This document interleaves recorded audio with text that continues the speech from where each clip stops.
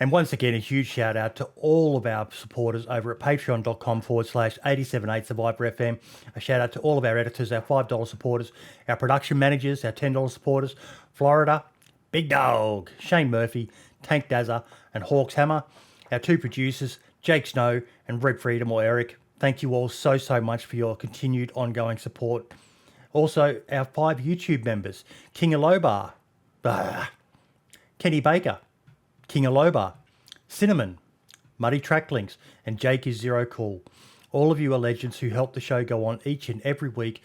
Thank you all for your support, even just by watching or listening each week to the podcast, and we hope you enjoy the 100th episode special. Also, a shout out to all of the team behind the show. There's obviously myself, Boydie, Marks, that lad, Archie, Foxy, DanceofJesus, Jacob Mango, Daone, and Spud from DDU. Without all these people behind the team, show wouldn't be able to go on each and every week, folks. So make sure you check out their links in the description. Ciao for now. And we are live in 5, 4, 3, 2, 1.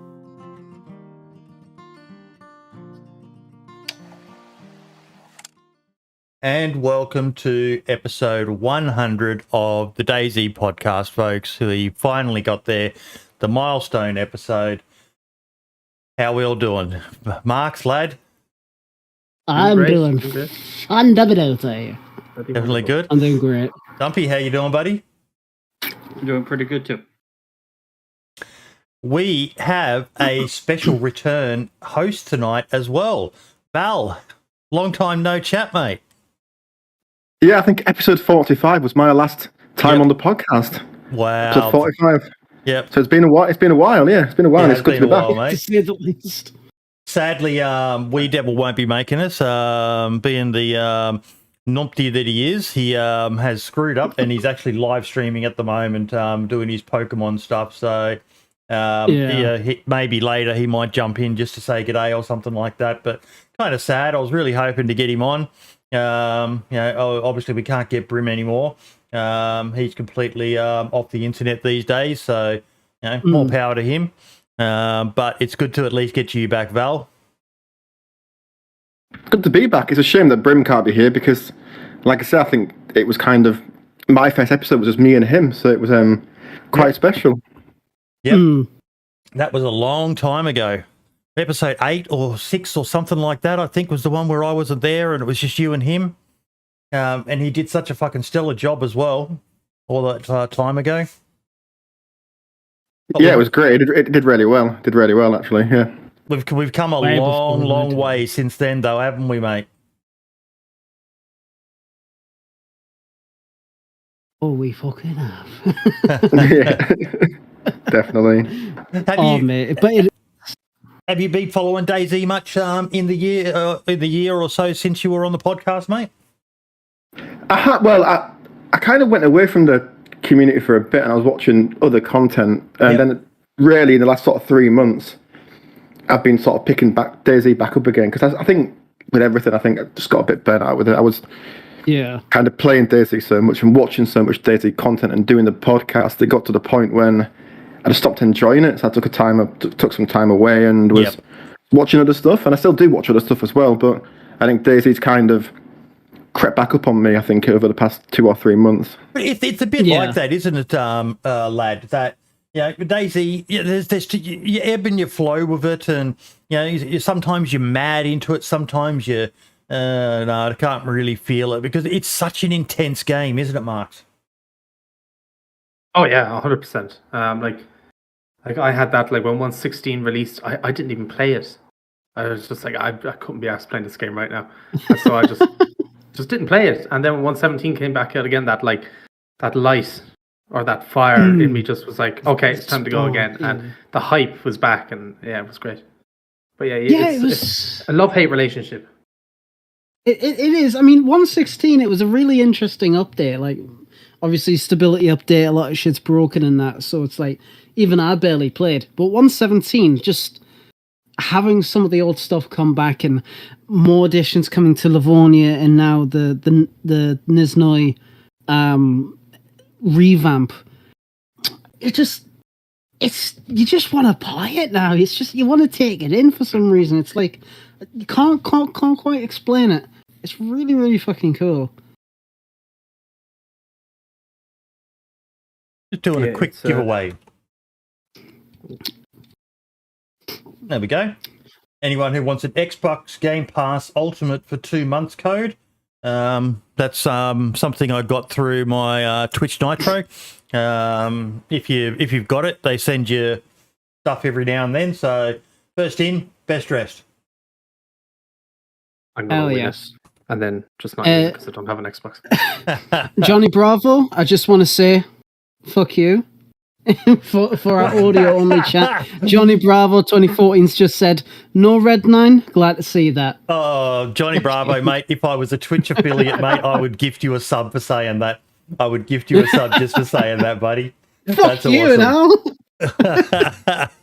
Mate, I went on a absolute troll on the internet looking for like airsoft versions of the Red 9, and I finally fucking found one that's in stock. The wooden stock is optional extra like $100, and I was like, yes, I can get it.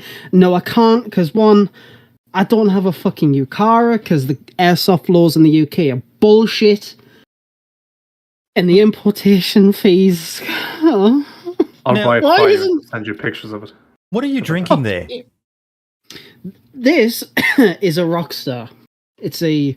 So it's not This Iron is Brew. like a. No, I don't have any Iron Brew, unfortunately. So we need to start a GoFundMe for you to get a fucking supply of Iron Brew. Mate, Sponsorship, that's what he needs. that is the first major goal when I take over. Welcome to the DayZ Podcast, sponsored by Iron Brew. There you go. So Val, what have you been doing with yourself, mate?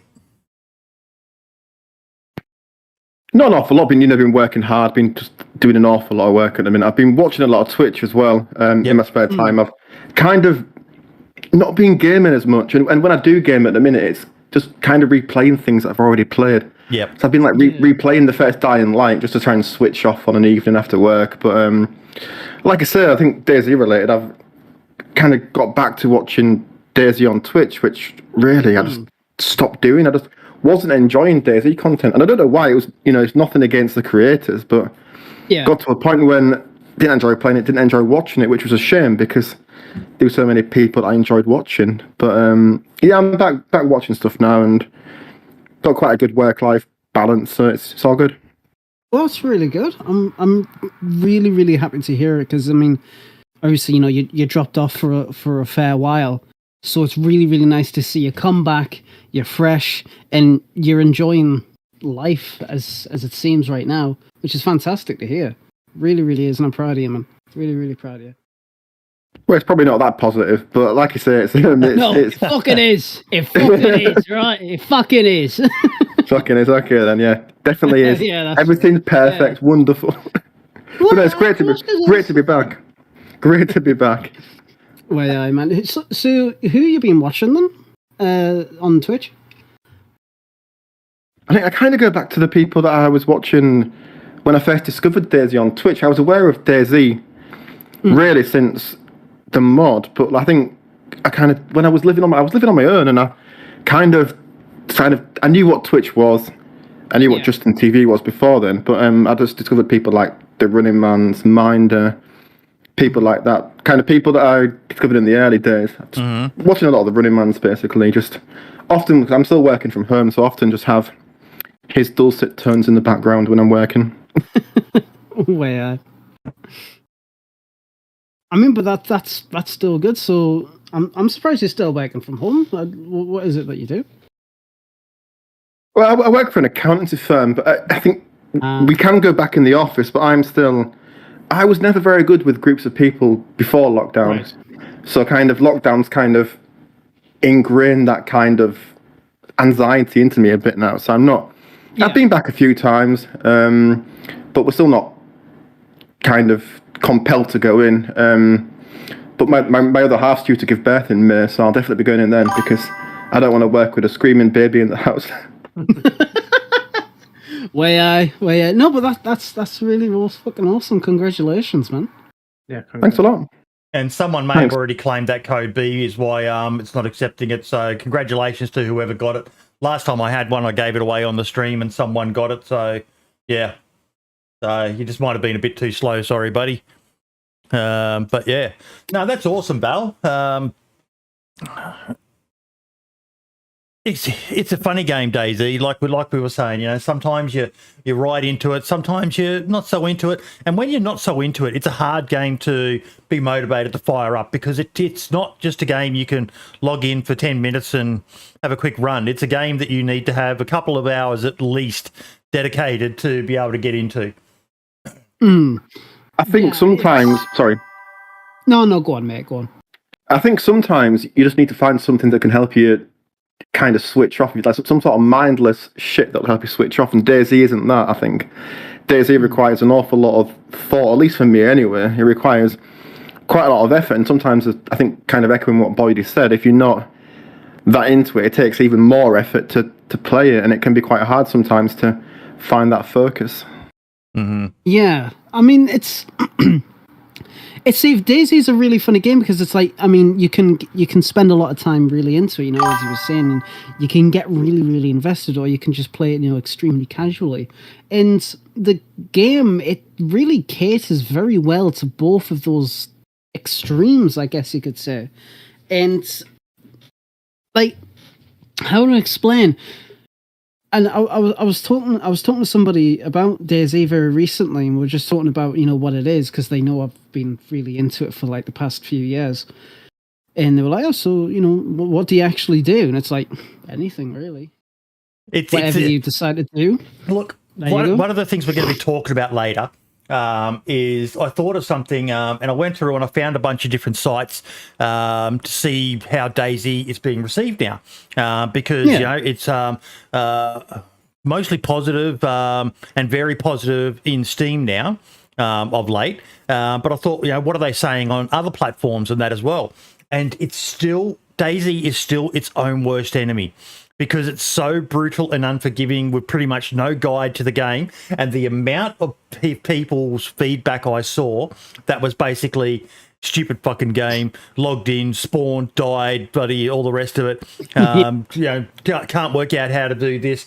And for those of us who play DayZ, it makes sense to us how to do things. When they add a new feature, like we're going to be talking about 1.17 in more detail as well. But I logged into experimental, and probably so I was playing it and just chatting with the people in chat, and I was like, "Oh, so how do you make the clothes?" And they said, "Oh, you just got to put a stack of rags in your hand, and it gives you an option." Because I went straight to dragging rags onto rags, thinking it was going to be one of those recipes. That's what I've done. That's what I've done. But it was still easy to work out. But for people who've never played a game like DayZ, they really do struggle with the. So what's you see it all the time in streams. What are you meant to do with this game? And you say whatever you like, and people just sit there going, "Huh? What? What? So there's no railway line, the game on tracks where I constantly get told what I need to do next to all the rest of it. No, there's not. DayZ, you just do whatever the fuck you want. Yeah. If you wanna survive, make your way up to Tizzy and lay landmines everywhere when you're there, go for it. If you just want to stay on the coast and blast, Caramel Dancing or just Rick Astley on the coast, you can do it. It's the world is your oyster. It's a more realistic version of Minecraft. Yeah, I was going to say that. There's so many games out there like that nowadays that have, do what you want. I mean, Rust, Minecraft, Vintage Story. I mean, you name it. There's so many games out there like that DayZ isn't the one that stands out alone anymore in that regard. So I'm surprised some people still are lost like that. I mean, that's the thing, but it's like... Yeah, you actually bring up a really good point, because I've never considered DayZ to be like Minecraft, but when you put it like that, yeah, I can kind of see like the elements, I guess you could say, of like the premise where you literally like think on the you concept. Yeah, exactly. And it's like, yeah, that's a fair point. But when in the grand scope of all games, like a lot of games nowadays, obviously you do have your objective, you got your to-do list and shit like that. Now but with DayZ, it's something that keeps bringing people back. And we've talked about in the past about how on PC, finally breaking records, wishing you the PlayStation, Xbox community numbers. But it's something that just isn't going away anytime soon as well. No. So it obviously means like there's a market for it. There's a need. There's a want for this style of game. So I say fucking keep bringing it, boys. I like what Carrot just said. Don't tell people to lay landmines at Tizzy. That's rude as fuck. We've all stood on one. We've all stood on one. I don't know what it is with people at laying landmines, specifically in Tizzy. But every time you go there, there's at least one somewhere, and it's just Mate, those like long barracks. I walked into one before, and it was right there, and I was like millimeters away from hitting it. Yeah. And it's just, I hate that. There's nothing worse than when you're at full sprint and you see it at the last second and you're like, oh, fuck, bang. I just think of this as like... Remember at Point 6 guys, where instead of landmines and bear traps, it was people just camping them? Oh, yeah, I mean... Tizzy's always been that way. Yeah. But I'm extra naughty with landmines because in the like really run down barracks, like the rubble, they don't have collision, so I put the landmines in it, so you absolutely can't see it. You naughty. So in the little rocks in the wood and everything like that, I put landmines in there because I'm a fucking. Well, now if you die to a landmine and rubble, you know who to blame, folks. Hi. Nice little tip for you. Please, DayZ, don't fix it, please. Please, don't. DOJ is scrambling now. So Rack, fix it. No, fuck. Chaotic evil. You fucking know it, boy.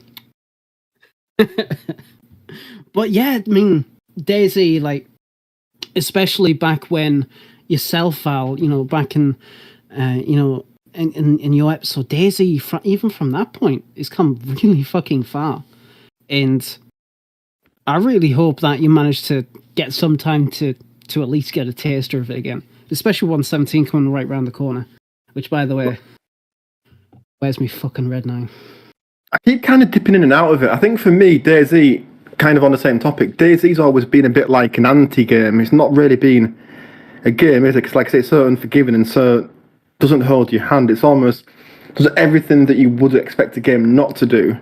And I think that's why it's so polarizing, is that there's people like, well, us, I suppose, that are kind of so invested in this idea, whereas people that try and, I think, play DayZ for a first time, it's nothing that they would that they'd expect. There's no sort of crafting menus or hints or I don't know, an inbuilt map or a compass on the screen. Again, unless you need to be modded in. But obviously, I think for a lot of people, I think in a lot of ways, DayZ acts in every way that you would expect a game not to act, and it's in a way it's surprising in some respects that it's continuing to be so successful. But I think that's because it's so niche in many ways. It's kind of got this kind of, not really a cult following because it's still commercially successful, but in a way it's almost like a cult game, even though it's kind of not, but it kind of is. But yeah, if that makes some sort of sense. I mean, no, is it not or is it absolutely, it absolutely is a cult game, to be fair. Absolutely is. Yeah, actually somebody asked me about that in my chat yesterday. They were like, is DayZ like, I can't remember what to say, is the DayZ community like a cult? And I was like, technically, all communities, like different games of the communities of different games, are technically all kind of cults. So I was like, yeah, kind of, I can see that. I mean, DayZ is definitely got like a cult following. Just look at us here.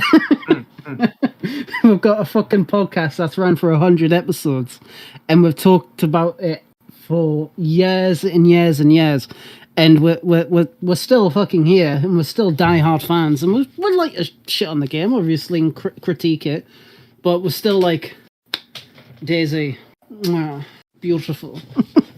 even though you're fucking annoying sometimes. But yeah, it's definitely got a cult following. But it's strange at the same time, because even though it does have that, it's like mainstream at the same time because of the accessibility of it now.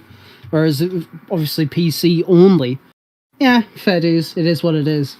But now with obviously access to the consoles in the Steam Deck of all fucking things, it's like much more easy to get into the game, which is it's just fantastic.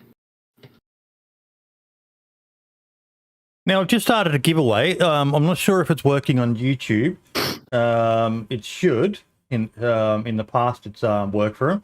But it's for one of the caps that Lad is currently modelling for us right now, the Distressed Dad cap.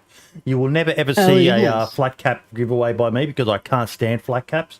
I like the good old dad caps. So exclamation mark, raffle, space, and then up to 100 tickets, folks. No one's entered yet, so jump in. You should all have points, and yeah. Question. Get yourselves in. What? Do we have boonie hats for sale? Yes. We do. Do they come in a camouflage color? Or is it just like... I'm not sure. I'm not sure. I'll have to check. If not, set that up. Set that up, because I won't unfair something. Yeah. Oh, fucking that actually reminds me. So, a little slight deviation while the raffle's going on. I went out today, as people may have noticed on Twitter, and I found a shop that sells the bomber jackets that are in DayZ. And it is fucking warm. And I'm going to put it on for you. Oh. Hi. Give me your sardines. Well, it is... Now, I don't know what's crazier, the fact that Lad got a bomber jacket or the fact that Lad actually went outside. I was going to say the fact that he looks good in it, but you know. You might have to give me a sec, folks. I might have to restart this one. It actually doesn't look bad on you, Lad. I know, right? It actually fucking does. When I came home and I showed my family it, they were like, "You look like a bouncer." And I'm like, yeah, I'm going to stand outside the local fucking pub like, "Oh, mate, you got ID?" Need a pair of capri pants now next. Badly damaged. Yeah. Fucking full fresh here. But yeah, the shops sold, I think it was like a red one, like the silver one and black one, but I picked this up because it was like the first one I saw. And did you take this off a zombie? I cleaned it up a bit, alright? I've got a sewing kit, sorted it out. But it's really comfortable. I'm going to be using it for like, if I'm going out, obviously, you know, if that ever happens again, which probably is in like next month when I get paid. Next year. But, yeah. Fuck. But it's really, really nice, really, really comfortable. I would absolutely suggest people actually get one. So I'm actually may wear this for me streams because I do intend to stream again. You're going to sweat your balls off. I'm already sweating my balls off. It's so fucking warm. How many storage sweats? Oh, mate. You know what? It's actually got decent fucking pockets. It's got a fucking pocket in the arm here, like. Yep. I could probably fit in at least, like, a stack of 9mm. Or a can of sardines. Not that big. Not that big. He can put his bag of BBs up there for when he's shooting. Oh, yeah. I'm just going to, like, quickly... Nah, mate. What I'm going to do is I'm going to get a bag of, like, 0.25 gram BB, so I'm just gonna get them and chuck it at them. Yes. Oh, man. That's my equivalent of grenades. Lad, DayZ airsoft cosplay. You know what? When I first started really getting into airsoft, I would actually do that. I used to wear like the old like blue checkered shirt. I did actually have a picture of it, but it was fucking annoying. It was so fucking annoying. I actually want to make an improvised suppressor I might actually That'd do be that tomorrow fun. with the good weather. Might do that tomorrow, make an improvised suppressor. I'll show it off on Twitter. Follow me there, or else. Oh yeah, people would love that. Yeah, I've actually, I might do that. Get some duct tape and that. Yeah. Sort that out. Ooh, then we can do one of those who did it better things. Competition. Well. Who built the better suppressor that actually doesn't suppress nothing? Well, you already know who's going to win that. Not me. Boydie. Look, Yeah, he's actually got a fucking Mosin. What? Yeah, Mosin with a PU scope, mind you. Yeah. Technically, it's not mine; it's my son's. So. Yeah. Oh well, yeah, fair point. Yep. Right. Well, we'll just run into some issues with the giveaway, guys. So just give Boydie a bit of time to sort that out. Should we? In the meantime, let's move on to the agenda. Because it's been a fucking busy week, hasn't it? Well, first up, I want to give a shout out to Jakub. For those of you who remember him, he was the DayZ community manager who just totally reinvigorated a lot of us with his amazing sense of humour on the Twitter account. And I'm actually friends of him on Facebook as well. And he's just announced he's engaged to get married. So, hey, fucking nice. Sorry, ladies. Nice. Another piece of man candy off the market. He's a stunningly handsome man, that Jakub. I personally, I don't remember him. Yeah, I'm not too sure. When was he community manager? Oh, Val, he was one of the episodes where you were there was when we had Jakub on, wasn't it? Well, that was a great episode. That it was a really kind of I remember it was a really feel good episode because he kind of brought this humour. Obviously, brought humour to the DayZ Twitter account, but even to the podcast, it was great. So it was over a year. It was over a year ago, but obviously, but I was there. Yeah. Yeah, he was just such a nice guy, wasn't he? And just I remember Brim especially. He was just so happy with Jakub on Twitter. Yeah, it was DayZ was in a bit of a doldrum time again as well, and then just this person who was just firing back at people. And was this the same fella that somebody was giving out about DayZ in the game, and they found out he was a mixer streamer? And yes, is that fella? Yes, right, yeah. I remember that. I need a bit of context here. Yeah, so, this guy basically said something about, is this game still relevant on Twitter? And Jakub basically came back with, yes, mate, you'll be able to do that next time you stream on Mixer. Oh, wait. Just after Mixer got shut down. It got shut down or something like that. Yeah. I love brutal, this guy. huh? Just like, boom. It was I love this guy. gold. But the guy took it really well as well. He was like, okay, you burnt me bad. You got me. And it was just, And Mike, yes, you're correct, mate. That was him. I remember having a chat with Val. Did we have Scotty B on that episode as well with Jakub? I think we did, didn't we? So. And they were both talking about it, and they said, they because they're very good friends IRL as well, and they were talking about it, and basically, should we do this? And it was like, well, what's the worst that's going to happen? So they just started trolling with the account, and it was, I kind of wish they would go back to it. Because it was quite funny. And then, Mike's just referenced another one there. There was someone who at them and said, give me a free DayZ scene code. DayZ just replied with why, though. Oh, this really should go back to that. 'Cause that's just... Actually, I do have to ask, Val, who was probably your favourite guest that we had while you were on the show, mate? I think it was probably him, and that's not just because we're talking about him now. I think if you'd have asked me this an hour ago or 2 hours ago, I'd have definitely said him. I think it was such a uplifting episode as well, because I know he spoke about... What was he speaking about now? I know there was a lot of talk about... There's very talk about mental health and things like that as well on that podcast, about how people can kind of take social media too seriously, and I think he wanted to bring kind of this kind of humour and energy to it as well. And I think even as a guest, he was he was funny, he was energetic, and it was... I think, and Scotty B was on with him as well, wasn't he? Yeah, it was... I think he was probably my favourite guest, I would think, For me, I think I would probably go with Matt Lightfoot, very closely followed by Soma. Those two are just amazing guests. But that's because I'm a sucker for the golden age of DayZ. And Matt Lightfoot, I think you were on that episode as well, weren't you, Val? I don't think I was. No. No. Okay. I know. I know. Wee Devil was, and probably Brim then as well.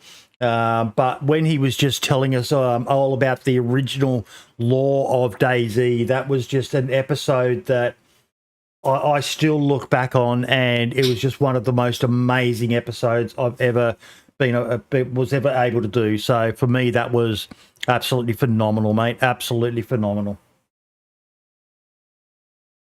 Yeah, unbelievable. But let's go on, and we're going to now look at the DayZ ratings. So give me 1 second. Let me just open up my... Let's have a look. Right. Let's see. So recent reviews are very positive for DayZ on Steam. 2,316, and all reviews now mostly positive. Like I still remember when that changed. It was such a milestone that it finally went to from mixed and all the rest of it to that was absolutely amazing. And then you go in and you actually look at the reviews.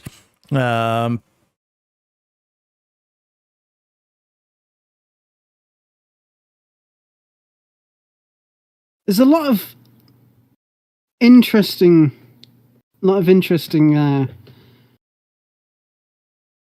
reviews, and I've got a couple of people.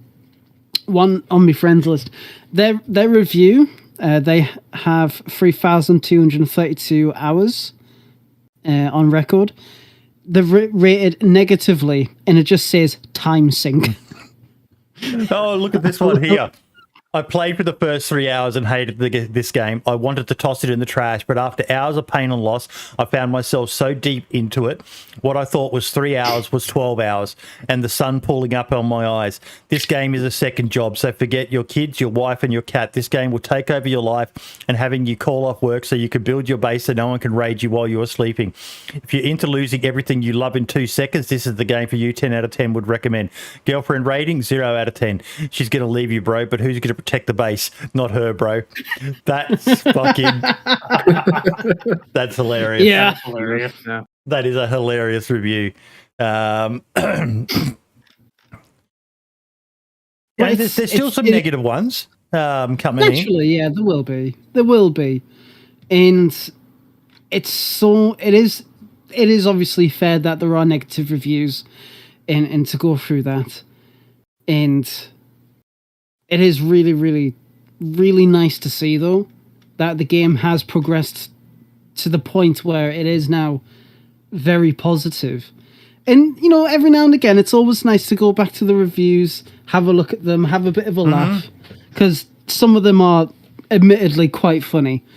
But it's just really, really good that it's gotten to this stage finally. After all, I mean... We'll be the first ones to say it on the podcast here. DayZ's had a very, very rocky road, and it's finally gotten the point. I mean, it got to the point a few updates ago, but it's really solidified itself to where it's like it's really gotten through it, and it's really nice to see. Really, really awesome to see. Yeah. I agree. What's nice to see about it, in all honesty, is that vanilla itself is actually becoming what the positive feedback is about. And I saw some people talking about modded, but the majority of the positive feedback is about vanilla itself and not about modded servers and stuff, which is really good to hear, that the base game is actually becoming more positively ranked than all of the the little buffs that we give to it.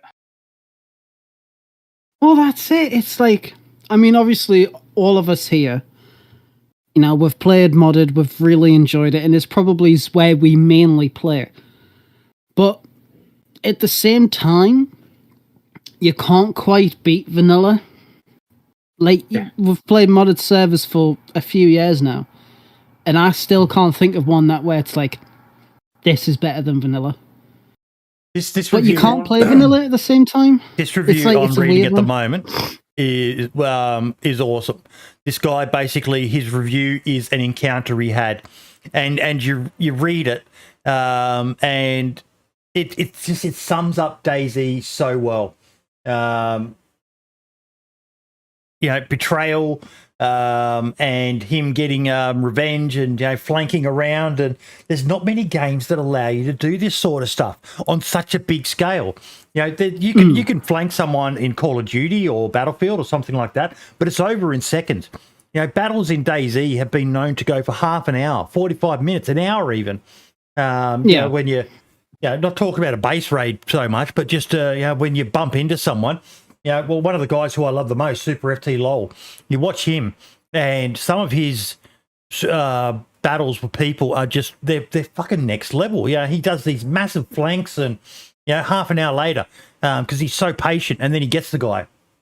It's such a unique game like that. I done that recently for like the first time. It was when it was 1.14 I think came out, and I was in Bernzino. I made a video on it, but I was in Bernzino. And that little medical center, that blue medical center in Bernzino, next to the fire station. We were there, and I got sniped from like the hills way back up behind those medical centers and stuff. And there was more people down below, so we were fighting the people down below while the sniper up on the hill was just popping shots at us. He knocked me out once and messed me up, and he just sat there the entire time just popping shots at us. And you couldn't see him from where we were. So I had a vague idea of where it was, and I'd done this. I flanked all the way around, and I crouched walked up next to him. And the only reason I heard him was because he aimed in and held his breath, and I could hear him holding his breath. And I was like, "Wait a minute, he's right next to me." And I went up to him, then popped him in the back. He had no idea I was behind him. It was just great, really, really cool. That's fucking nice, bro. Now, just quickly, we've only got a handful of people who've entered. I'm going to do another one, folks, and I'll try and work out what this issue with the YouTube one is. So this one is just for Twitch viewers at the moment. But only 4 people have entered. And Darkwing, you can enter another 99 times. All you got to do is type !raffle and then space and then 100, and you'll get 100 tickets. Yeah. Yep. You guys can enter as well, mods, and those years in the stream as well. Darkwing, I always enter once. Well, see, there's nothing wrong with that, because I can't remember exactly who it was. The Christmas episode, and they sniped him. Yeah, that was hilarious. Just the fight, the last moment with just one and the one. I think that was it. Yep. Oh, that was fucking hilarious. Absolutely hilarious. Good times. But yeah, what else did we have? So we looked at the Steam one. Then I went over to Xbox, and I was looking at the Xbox reviews. Right.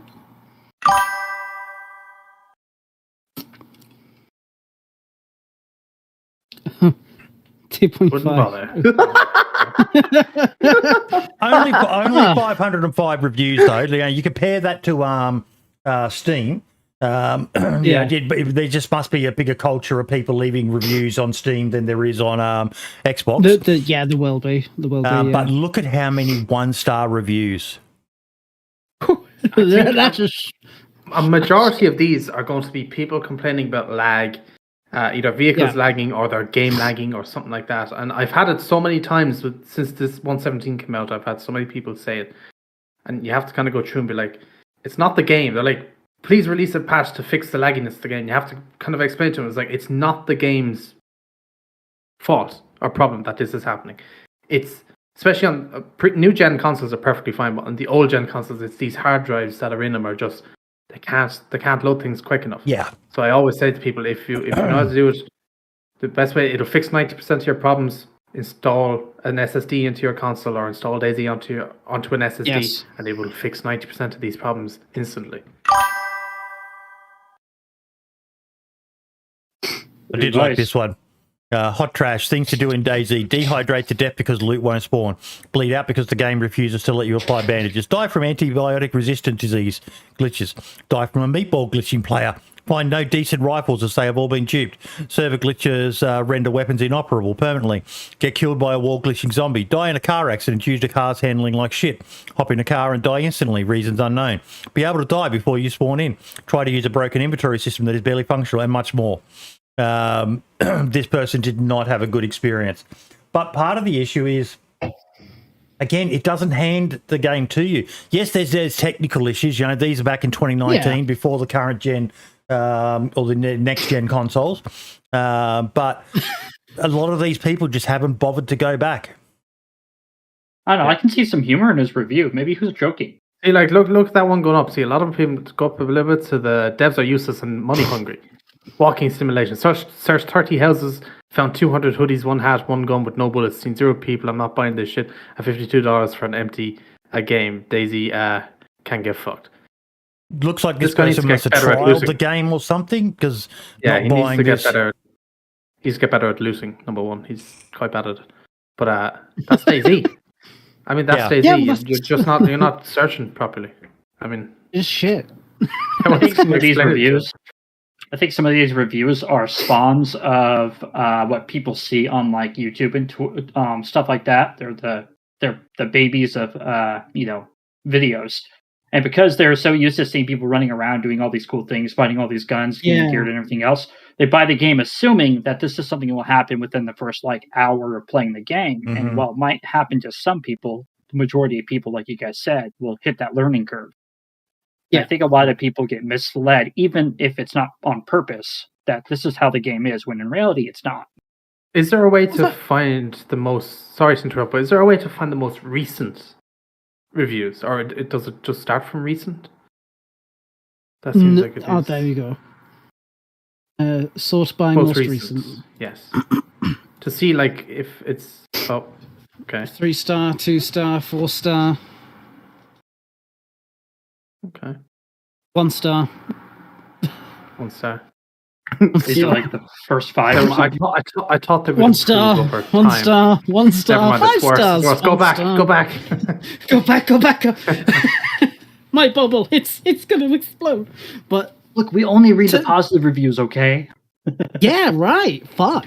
No, but I mean, to be fair, I mean, when it comes to console DayZ, we can all recognize that on the last gen, especially, it's just not up to the job. It doesn't run well. It lags. It's slow. There's always issues. And I do have a lot of respect for our console folks who play on those consoles. Obviously, with the latest generation of consoles, you know, it's much more better. It's a much more pleasurable experience. You'll see videos on Reddit, on YouTube of people playing it on the latest gen, and it runs really nicely.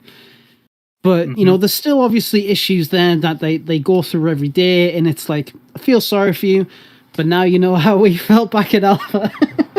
Well, if they think that's bad, then they should have seen the Alpha. It was 10 times worse than what the last gen consoles had to do. You look at the 1-star reviews, though, and pretty much to a T, all of them are just over one issue or very, very minimal feedback. Then you look at this this one here.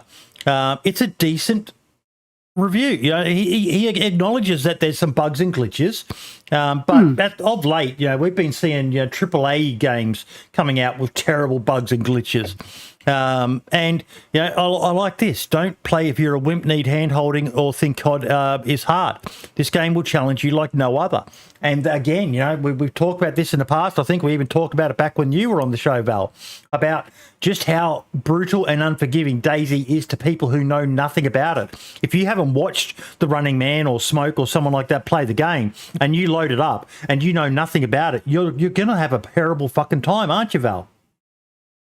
Definitely, and I think as Mike kind of said in the chat as well, you said as well, on the base gen consoles, it's horrendous. I played on the 1S, and it's not a fun experience. You know, terrain often doesn't load in. Often, like in the distance, it's blocks rather than terrain. There was like a delay when you were not like, I don't mean like the weapon race bug. I mean there was a severe stutter when you tried to aim down sight, and I've also played it on a 1X and a Series X.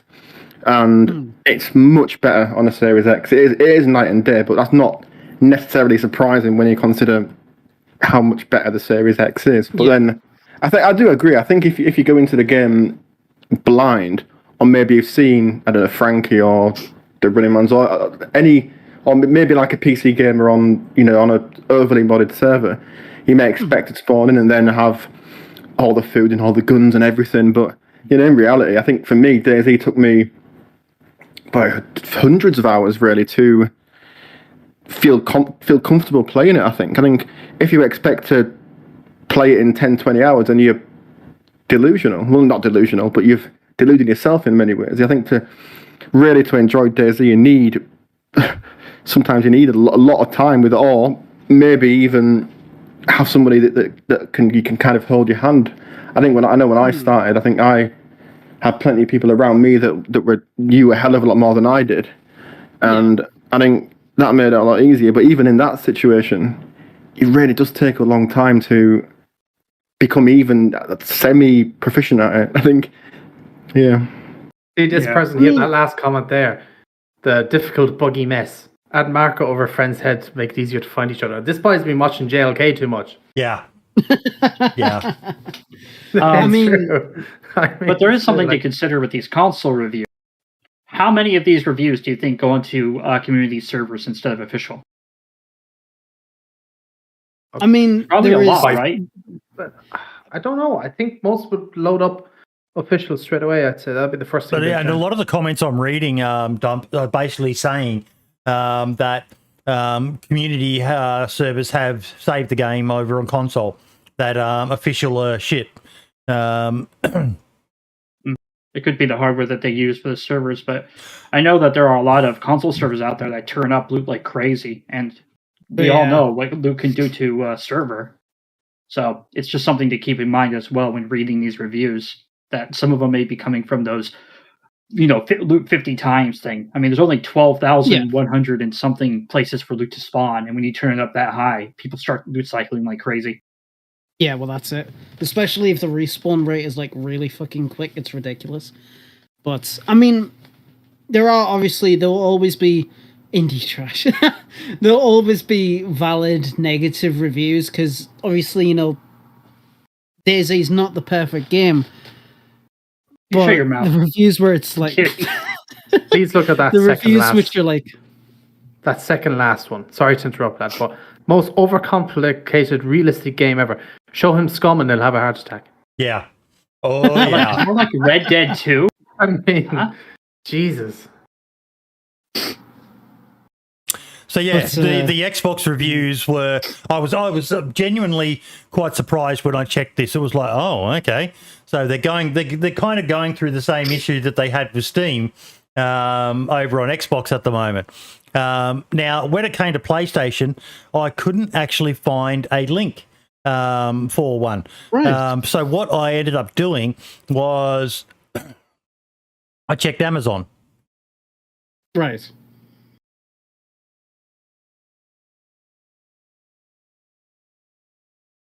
Much better. Wow. Okay. Wow. 919 global ratings. And one thing I do like with Amazon is you get the verified purchase. So for those who don't know, people can leave a review on something, but unless it's got verified purchase, don't treat it with a grain of salt because verified purchase means that they're actually confirming that someone has, like this one here. It doesn't look like it. Oh no, it's a verified purchase. But yeah, so but they're leaving better quality reviews over here, and it's just weird how the ratings vary so much across the different consoles. Now this is PlayStation 4.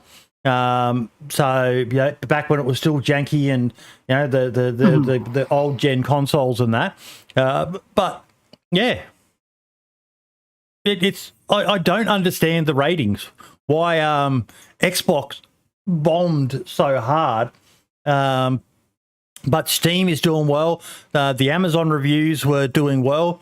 It's such a confusing it could be based off the reviews themselves. So, and the way that the game is described. So if you look at how Amazon describes the game in the sale area, and then you look at the reviews, you're going to be more positive and more well-versed into playing the game, right? When you first start playing it. But like on Xbox, do people really go through and read the stuff, or do they watch videos about what the game's about? I think for me as well, kind of a more cynical view as well is that it's really shit typing on an Xbox controller or a PlayStation controller. If you're in the Xbox store, it's much easier to say this game is shit rather than write a 4-paragraph review. That's a good point. That's a good point. That is a very good point. But look at like Steam.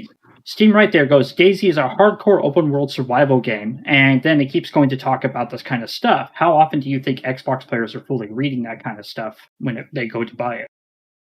And this comes back, Dumbgrad, to the problem that DayZ has. It's its own worst enemy because they've deliberately made the choice. You know, I remember Scotty saying, might have been that episode with Yakub Val, when I think we were discussing about, you know, should they have some, like a single player server where it talks you through it? And I think it was Yakub or Scotty said, but do we really want that? You know, DayZ is what DayZ is. It's meant to be brutal and unforgiving. It's not for everyone. And I think we were talking at the time, Val, about, you know, it's an interesting choice by a developer to not make their game easy, to deliberately say, no, if you want to get good at this game, you're going to have to earn your stripes. You're going to have to either knuckle down and learn the game or start watching videos from the likes of Archie and Wobo and watching streamers and start to learn the more complicated aspects of this game. Do you remember that as well, Val?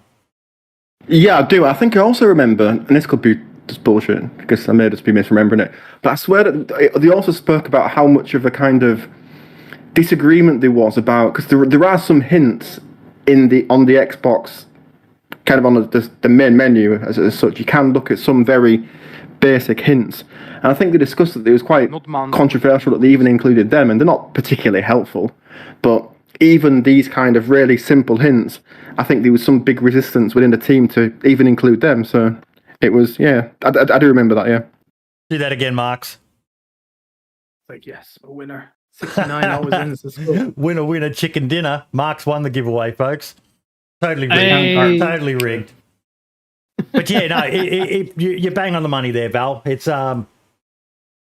its own worst enemy, but it's one of the reasons why we love DayZ. Now you should get a message come through to you on Twitch, I think, Marks, with a link to complete the giveaway. It was in chat. We put it in the Twitch chat, so I'm assuming that's just the one. Yeah. Yep. Yeah. 87.8 Milo FM. Milo FM. Nice. But I mean, regardless right now of the reviews for the game, it keeps improving. It keeps fucking working hard, and it keeps getting better. And look at it here on Google. 88% like it. Why is it not 100? It should be 100. But it's like, I mean, yeah, you're right, Mike. The game is in its best state ever, and you were saying before as well. I think it was on YouTube. There was still stuff on vanilla that you can't quite agree with and balance it, and that's perfectly fine. And you know, the thing is that DayZ listens quite a lot to the valid, obviously, the valid criticisms. You know, if you say the game's shit, it's like, okay, how's it shit then? And it's like, I died too quick. It's like, okay, well, anything else? Fuck you. It's like, fuck you. What? Yeah, a lot of people just. I would say that if you have no complaints about DayZ and think DayZ is perfect and it's 100%, you're drinking the Kool-Aid. What the Kool-Aid? Ooh, can I ask chat something? Yeah. No. What color should I get my hat in? Black, grey, or navy? Black, grey, or navy? I'd say black. Brown. Oh, what? that is... Black, grey, or navy? Cinnamon's saying black. Always bet on the black. Black. Yeah, 2 votes for black. Well, see, this is the grey one I've got on. And it's decent. It's really, really nice. Everyone. Tie-dye. Moonshine saying I tie-dye. wish they had a tie-dye when I take it. Right, black it is. No. Yeah, I can't do giveaways from the Spreadshirt shop. Sorry, folks. That's why I kept the Streamlabs store up, because it just ties in very easily. Other than the fact that it's not doing YouTube at the moment, but yeah. Mike's brought up a really good question. Actually, okay, Red Falcon, you legend. I was wondering if anyone would get the reference. I love to do them. I'm a sucker for movie lines and all the rest of it. Wesley Snipes. Always bet on the black. Always bet on black. Yep, he picked it. That's awesome, Red Falcon. Very, very impressive, mate. I throw in obscure lines from movies, and yeah, I love it when people actually get them. I don't get it. That takes you back to probably another one of my favourite episodes was Gecko Fish and Jad, when they had the competition to fit in as many obscure song titles as they could. That was a good one. Yes, that was really good. I stuck around. I remember having a weird feeling at times, like what's something happening here, but I couldn't put my finger on it. And then they told me afterwards, and I was like, okay, that's awesome. That's awesome. The yellow helmet with nails is in the vanilla game, Roth. That got found in the files. Experimental. What's that? I haven't. Is it only Livonia? Because I have not seen it on Churners yet. No, I think it's both. Is it right? A lot of people are thinking you could craft it, but you can't. No, you find it that no, way. you find it. I found it mainly the new point of interest in Livonia. But so Mike brought up a question I want to quickly discuss. Let's just scroll back. Back in the day, the Longhorn was pretty strong, but now it doesn't kill players with one shot beyond 30 meters. What do you guys think about that? I don't like it. I didn't realize it was that weak, to be honest. I said 250 to 300. Yeah, no, it was. And I watched Wobo's video on it as well. And I agreed with what Wobo said and what King of Lobar is saying in chat. The noise is very underwhelming. It used to be something that when you fired, my God, everyone knew that you'd fired the Longhorn. It was part of its charm, part of it was. I mean, this is the thing. It's like, I mean, I agree with Mike. The Longhorn has always been this really iconic weapon.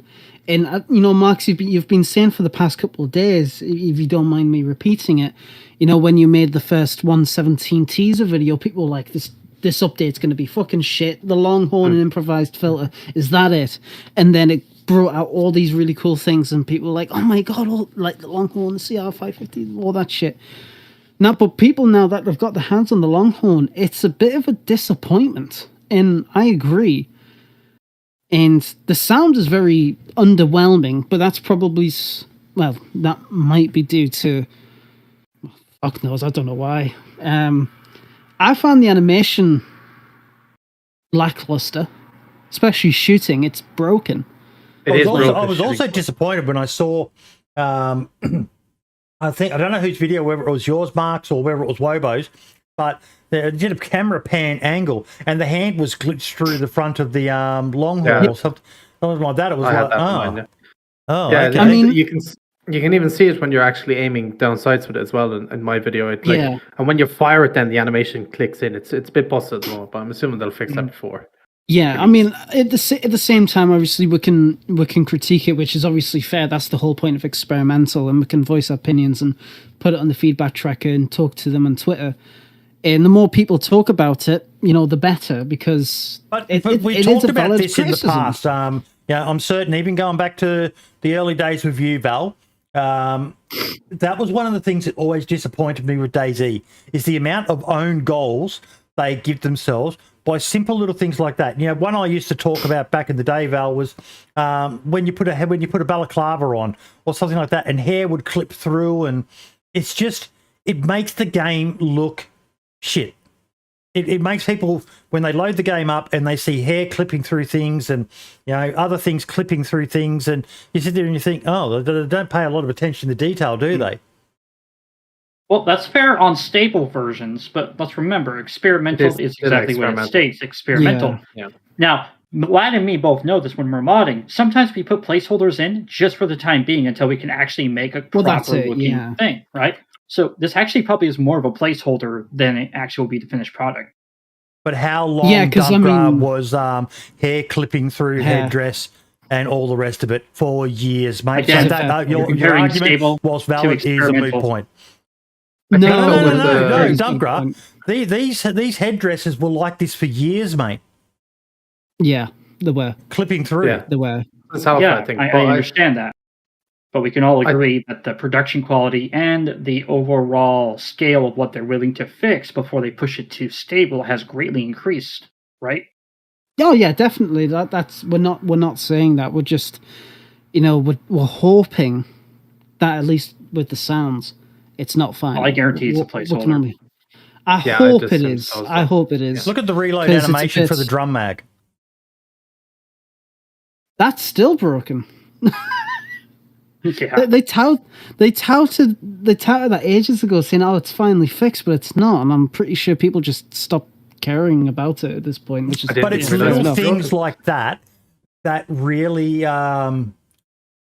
let the game down at times. It gives people who want to hate on the game ammunition. Easy. I call them own goals, Val. It's own goals when there's little things like that they just haven't bothered to get around to fixing. I think so. The hair clipping one was always a weird one for me. I hated it. It was always like, there's so many more important bugs in the game, but that was always the one that really pissed me off. And not just because it wasn't fixed, but it kind of, I don't really talk that much about immersion because I don't often get immersed in something, but I think for DayZ, I think it was easy to be immersed in, and then you put a hat on and the balaclava, or you put a hat on the balaclava was sticking through where the hair was.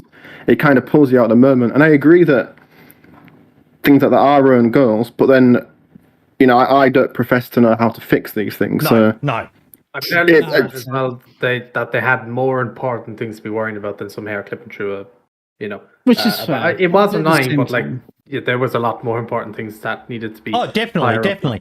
But that was something that was easily able to be seen. Everyone talks about the hand bug. I've rarely had that myself, but I can easily see the clipping issues with certain clothing items and things like that, and you know, it's just been going on for years. I really do hope they fix that up with the Longhorn before it releases to stable. I think they will. No, certainly they will. Yeah, I don't think they'll leave it like that. Yeah, because even the CR550 right now, it doesn't dry fire. So obviously, first update, experimental. I think we can all agree that it's a really, really good update. Obviously, with a few caveats, the Longhorn sound and the hand clipping, the CR550 not being able to dry fire, and even the animation for the CR550 for wrecking the bolt, it's a bit slightly weird. It's almost like the Winchester one or the CR550. Well, someone said to me as well that the bolt, was it you, Lad, when we were chatting in Discord? The bolt just looks weird on the CR550. It does.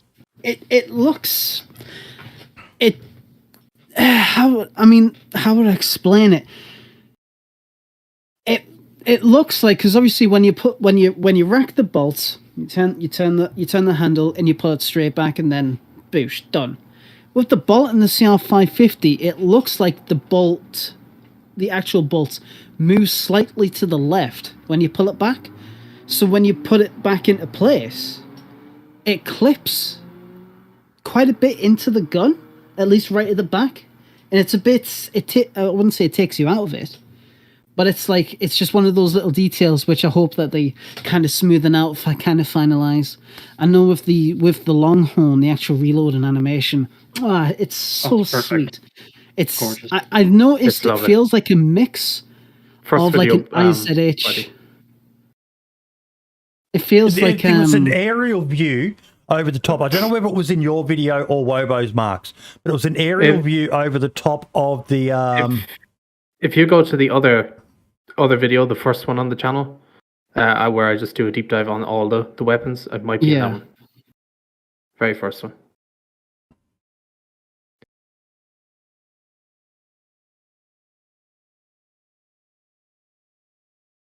I mean, I'll say this: the P1 pistol, perfect. don't change anything about that. That's good. The audio is a bit out of sync. Yeah, it will be.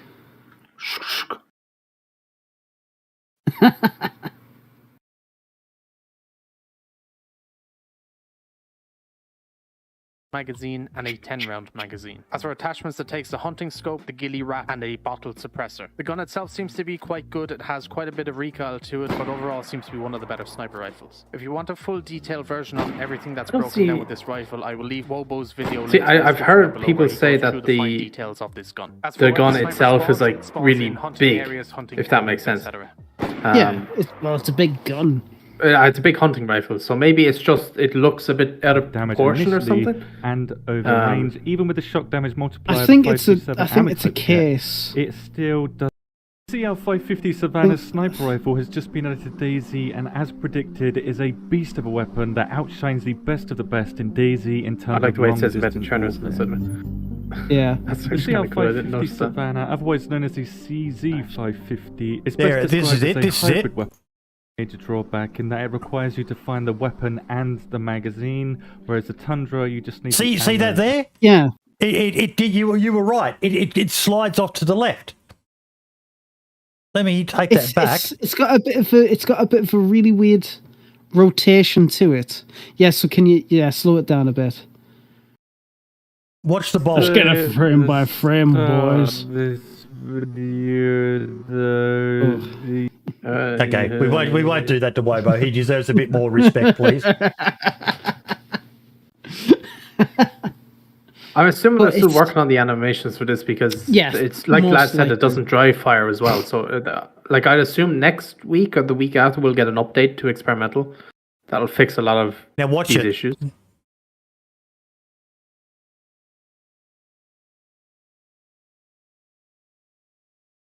Yeah, so you can kind of see it when the bolt rotates. It rotates in a really weird fashion.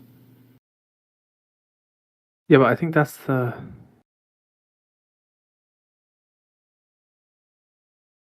Yeah, so it jumps to the left and then jumps back to the right. It's only a minor. It's only a minor thing. That is so small you won't even notice that while actually playing the game. Look, Lad and I both noticed it because he said it and I was like, yes, there's something off about it. There and then bam, all the way back to the right. The dude thought... Yeah, I know that is there, right? Yeah. Dude thoughts in chat. Congrats on the baby, my dude. By the way, much love to you. Congrats. I haven't forgotten as well, mate. We're sending you a care package as well. I've been following him on Twitter, and I liked his tweet the other day that he's still chasing that partner dream on Twitch, and he's even more determined to do it now that he's a dad. So good on him. Yes. Good on him. And thank you very much, Coach. Happy 100th. I don't think I'll ever get to make it to 100 IRL, but then again, they do say only the good die young, so I'll probably live forever. But yeah.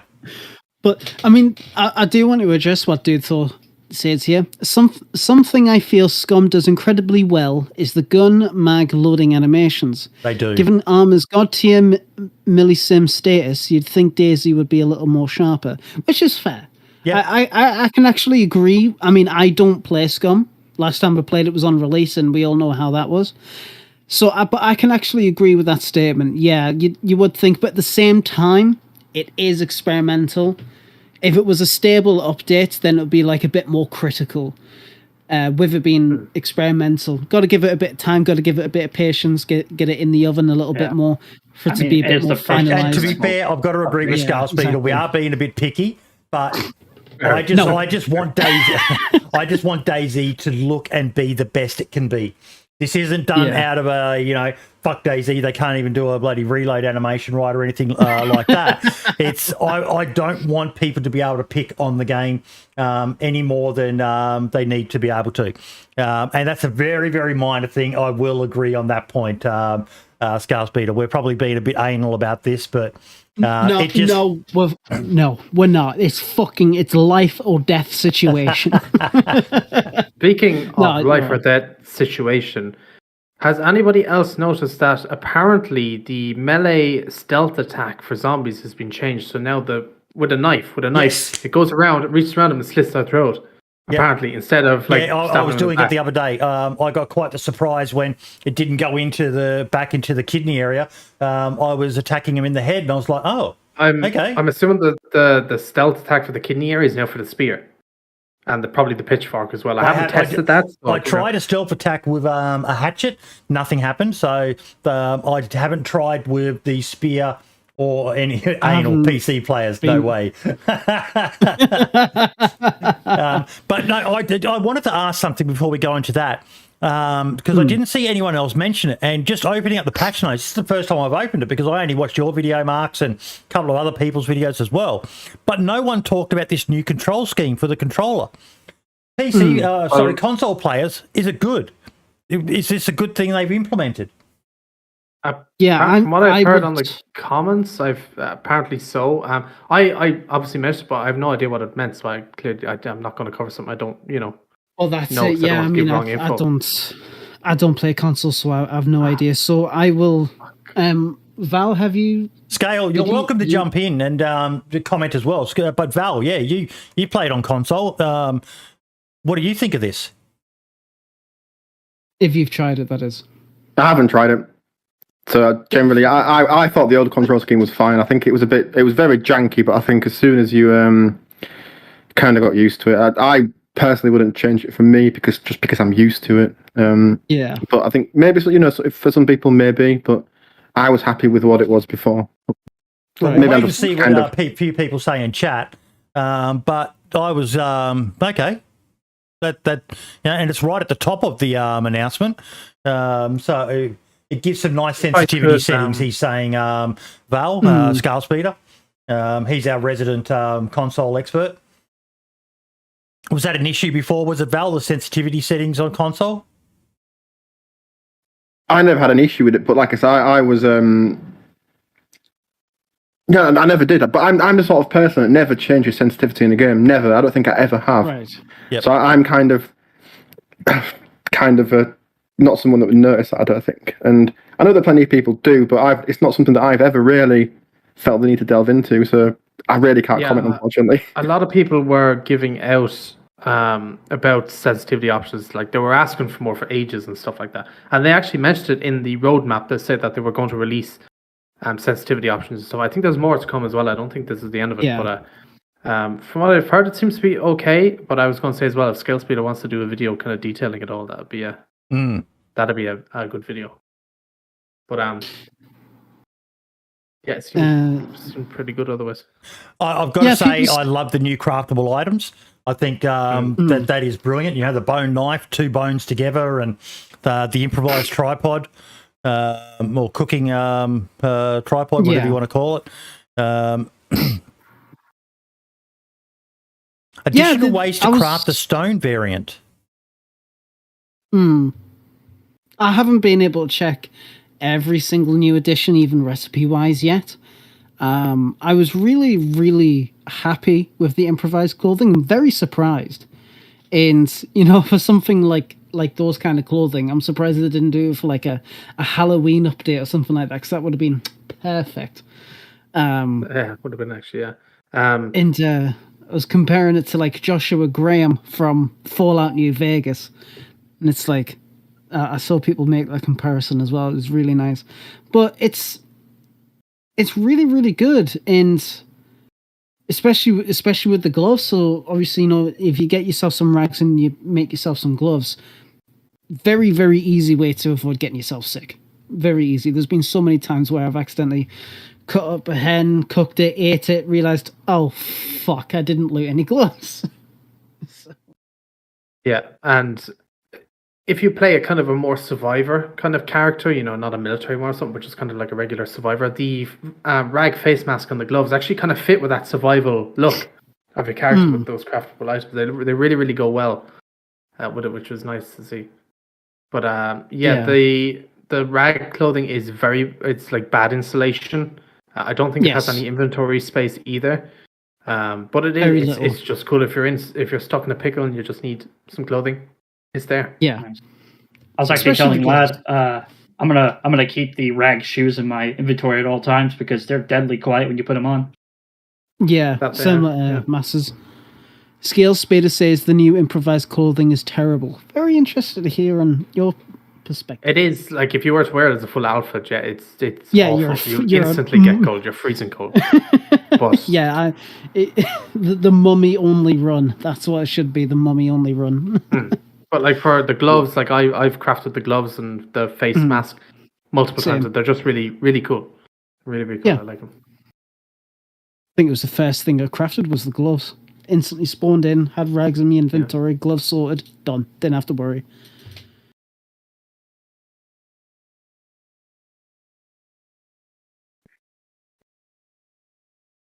But Mike says, I actually don't like the shoes thing. It's pretty exploity to be able to throw on some silent shoes. I can understand that. They're pure cloth. Yeah, I can understand that though. I think it would be a really good way to balance it if they wore out very quickly. With it being I hope they do. Yeah, I hope that is the case. Because obviously, that is a bit. So, yeah, it's a fair point actually. I never really considered that. I mean, the thing is, though, is they're cloth, which when you put them around your feet, they dampen the noise quite a bit, where any other shoes have a hard sole on the bottom. Yeah. So, I think it'd be cool if there was a chance still to cut your feet, but significantly reduced. Big time, but it still could be a possibility. And then them ruining quicker could easily balance it out. I could quite agree with that. Yeah, I think that would be pretty ideal. Something for if you've just been, some way of just being a bit sneaky. That's fine. But if you're trying to use something as like a long-term choice, no, it shouldn't work that well. Something to get you by if your shoes do ruin, and obviously you got something there to still cut you, but not as bad.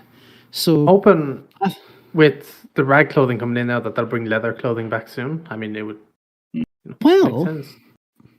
Maybe, right?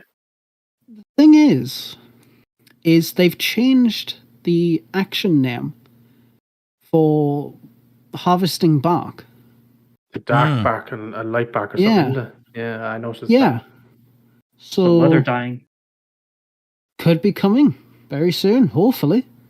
I just want spray paint. Leave me spray paint a plate carrier black or green or something. Oh, it'd be so nice. Actually, that reminds me. That reminds me. I need to take a look into the files comparing 116 to 117. And Dump, you may know, but I found a can of gasoline. Pressurized gasoline in the 117 files. Pressurized gas. That's alarm clock plus I've never seen gasoline attached to a base door. Oh, I was kind of thinking more of like refueling your lighter. Oh, like a refillable butane canister? Yeah, that's it. Yeah, I saw that in the 117 files, but I'm not too sure if it's in the 116. It looks new. It might be in the 116 if I'm not mistaken. I'm not too sure. I'll take a check. I'll take a look at it. So who's keen on the mummy spear battles at spawn? Mate, fucking let's go. But yeah, I did love Welton's artwork he did with the person, the Yellow King is dead. Yes, that was awesome. Yes, that was really cool. We actually got to watch him do it too. Yeah, we did actually. Yeah. It was a really, really fun time. But overall, the update, this update, not bad at all. Not bad at all. Niznoi. What are people's thoughts about that? I'll say mine. Beautiful. Fucking amazing. Amazing. Yeah. And we Love it. and we can all I can say, confirm they that. must have been working on that before DOJ started, because that's too good for his work. Nope. Ah, you fucking little Wow, shit. you just like did blasphemy right there. You know the difference between a DOJ's work and the previous work, because apparently the castle was previous work. And Yes, the so, town Niznoi yeah. was all DOJ, His. so you can notice the difference. I've got it working. I've got it working, folks. Oh, you got the raffle? This time we are doing a big item. I've never given one of these away before, and you inspired me, lad. We're giving away a DayZ Podcast bomber jacket. Oh, mate! Fucking, I'm entering this shit. Your boy's gonna get fucking 2 bomber jackets. Let's fucking go. This one's going for What's an that? hour. You can enter on both YouTube and on Twitch. So yeah, let me show you guys what it looks like. I'm on the doing wrong. it. Yeah. So, but yeah, because so DOJ confirmed that the castle was done prior to him. Yep. And he done Niznoi. He was actually talking a little bit about the development of it, and I won't repeat it just in case, whatever. But it was a really, really interesting story. It was really, really nice. And I'm so excited to see what else he brings up and what else he creates, because Niznoi kind of proved like what he's capable of on like the wider scale that everybody is going to see. But it's like what he can do for the future. And it's going to be so fucking amazing. And I can't wait. And I've said this to him before, I genuinely can't wait to see what else he brings. Yeah, if he doesn't add a nuclear power plant to the west side of the map, I'm going to be very disappointed. Just saying. Where is it? Oh, we do have camo hats. Yeah, but it's the The flat. the flat ones. Yeah. Are you giving away a jacket you don't actually have? EG, we fooled you, folks. So Yeah, Project pranked. Lemon's DayZ says, considering the resurgence of unused legacy items in recent updates, this could pave the path for some old roadmap items to poke their way into future content releases. Absolutely, yeah. I think that's kind of been proven so far. The fact that we've got quite a lot of old content coming back, and the PC players, it's like, oh, it's old content, whatever. But at the same time, it's like, as you said, Mark, yourself, it's the console, folks. This is the content they've never seen before. So it's like, mate, it's a win-win situation. When you think about it, in terms of weapons and stuff, I don't think is there much left for them to add back in? Yes, We're coming so towards the there's end, right? There's the Derringer. There's the shotgun with the pistol grip. Shotgun. There's the Red 9. Obviously, I won't shut the fuck up about that. There's also unreleased weapons like the. Yeah, but I'm saying ones that were in the alpha. When we're coming to old right. guns that could be added back in, there isn't much left. There's a handful, and then you have the bows and arrows, and that's kind of the it. crossbow, the bows and arrows. Then there's the rest of the melee stuff. Next year, you could see DayZ adding in completely brand new weapons because they'll have everything else. They won't be able to add in any old weapons. Well, the maybe we get unreleased weapons. The LMG unreleased next year. weapons. Well, there's two. There's the N249. There's the PKM. There's also the Uzi. That's never been released. There's the Groza. Uzi would be nice. Oh, the Groza There's would also be the very nice. Taser, the Spear Gun. Those are unreleased, but they're in the files. True. Yeah. So I'd like to see all that stuff. If all that stuff came in, I would. very happy. I would. Could we see something like a taser or that dart gun being added in this year, because it is technically more Yes. on the civilian side, right? I would like to think so. I would imagine like the spear gun would be something that would spawn in industrial hunting maybe, and the taser obviously in like police areas. Yeah, I could see them being brilliant. With the spear thing or the tranquilizer gun, I think it is. I can see that also spawning in medical centers. You go around then just on the coast, just knocking people out. It only knocks people out, we'll say. Yeah. Puts them unconscious for 30 seconds. Type exclamation mark points in chat vodka. Is how you know how many pod bucks you have. Yeah. Could be interesting. You know what's weapon I want to see back? What? I want my defibrillator back. The God's greatest weapon. You guys remember that thing? Right? How hilarious was that to sneak up on people and be like... That would be kind of cool, actually, yeah. Defib and the taser at the same time. Fucking double whammy. Let's go. That would tase them and walk over. I'm sorry, are you waking up? Stay fucking down, boy. That's a good idea. Oh, no. Oh, even. Right. Just had another brainwave. Okay. Tranquilizer gun. Maybe there's two different kind of tranquilizers they add in. One that could knock a player out and one that could revive a player quicker. So say you're in a gunfight and it goes down, you go over and shoot your teammate in the chest with a tranquilizer gun that wakes them up faster? Or do you think they'd leave that for the defibrillator if they had added that back in? I missed the defib. The defib was funny. Yeah.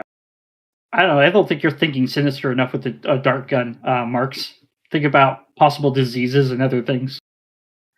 Mate, I would make it that way.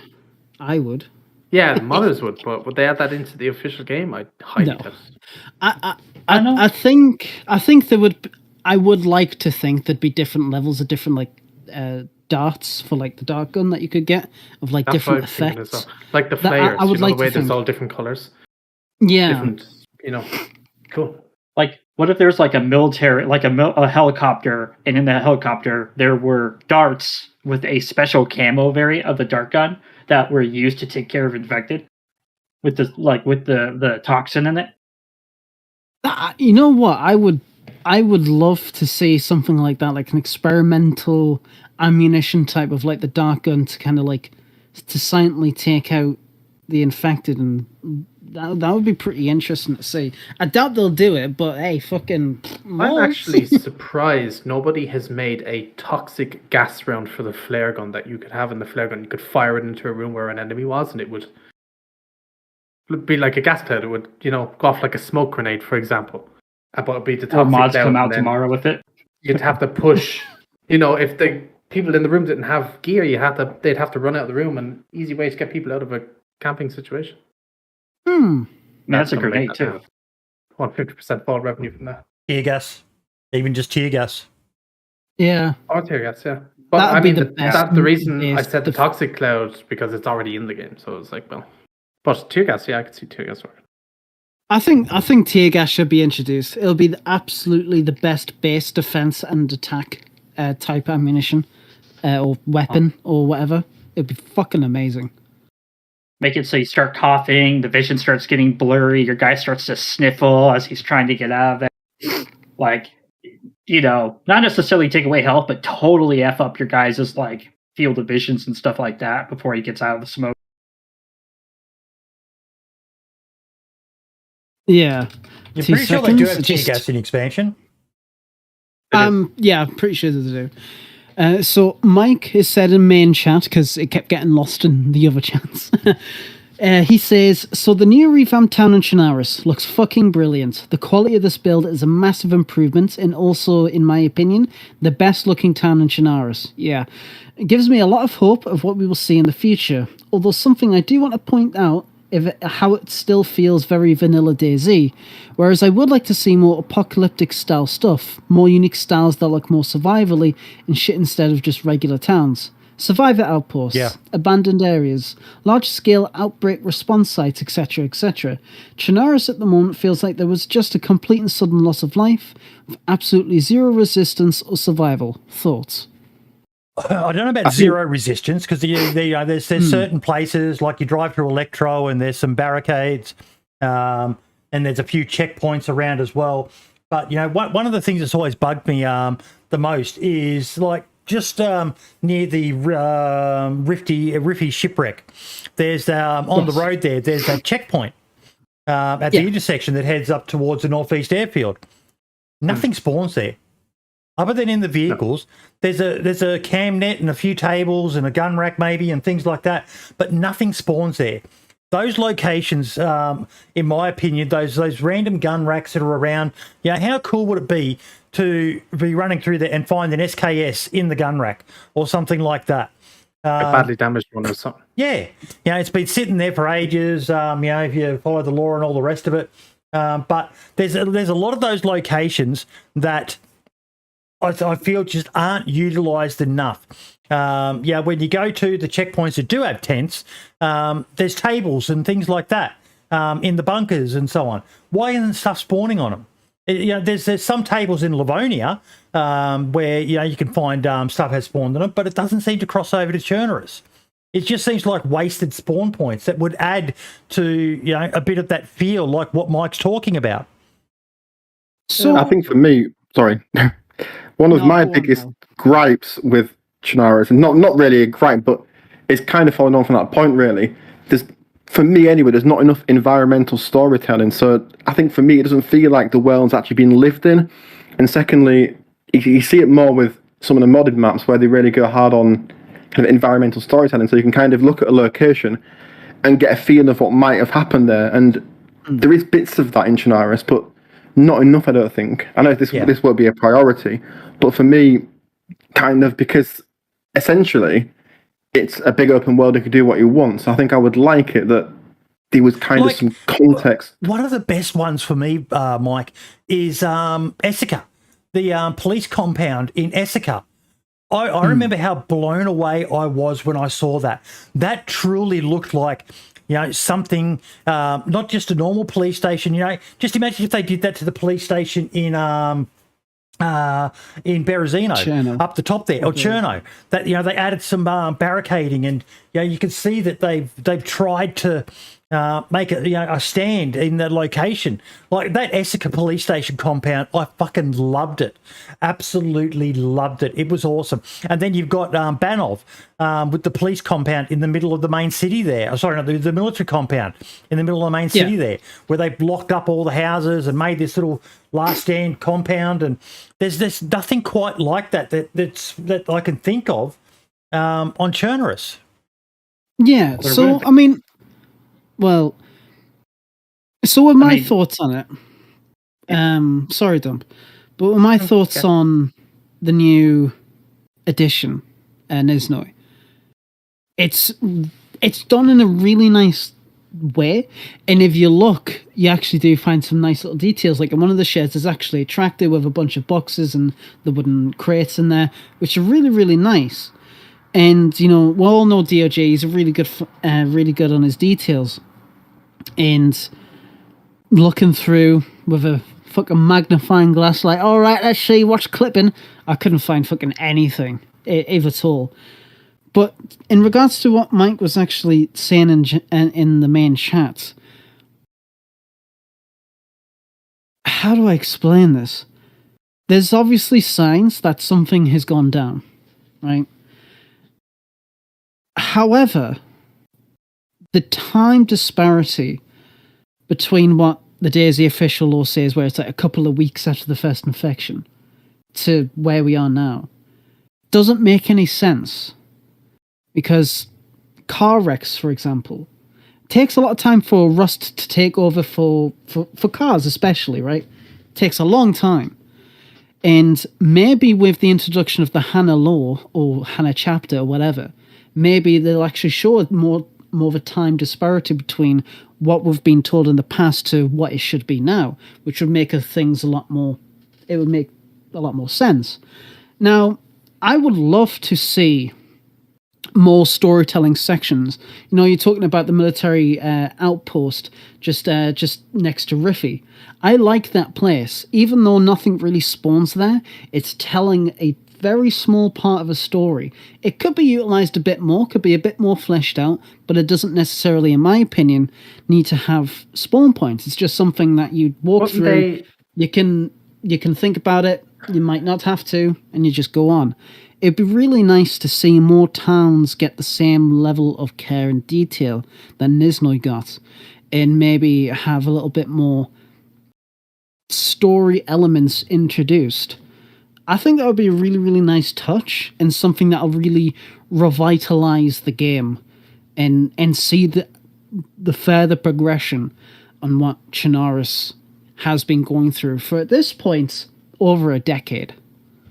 Couldn't they not, now since we have the kind of the storyline of the toxic zones and stuff, couldn't they not adjust that checkpoints outside of it to be more themed towards like the toxic zone itself? Maybe there's medical tents or hazmat suits scattered around the place or somewhere like that, or make it look like an evacuations site or something like that. Link the places together, because it's right next to it. It looks a bit out of place with just a random military checkpoint next to this big gas, broken ship with this gas coming out of it. It's like you could make it just better in general, I think. Yeah. Well, just to the west of it is Northeast Airfield, and they redid that to make it look like a medical area with a bunch of tents and all that kind of stuff. So, like, maybe they are working on this stuff over time. Johnny, I've never heard of the 26 years thing before. I always understood it to be 2 years. No, 2 years. It was said 2 years after the infection. Hence why there was some starting of degradation of a bit of overgrowth and things like that. But yeah, and Moonshine talked about it before as well. The other thing that I think lets it down is some of these buildings that. You've got that massive concrete building or brick building at the quarry. It's at Solnichny is one of the locations, and then at the quarry up near Severograd, where there's 2 doors that you can enter it. This huge, massive building that it's just eye candy, pretty much. There's no real use to it. I even saw, I think Vodka, who's in chat, posted a picture up on Twitter. She had a V3S truck and she was trying to drive it into the blue door tin shed, and it doesn't fit in there. Right. You can't drive it in. And it's just, okay, that's, it'd be great if they could fix the little things like that, because there's not many buildings in the game where you can stash the truck. The best mobile base in the game, according to Marks. That it is. Facts right there. Yeah. To be fair, it is. I mean, yeah, you are right. Hang on, lad. We have to do it. What's the best mobile base in?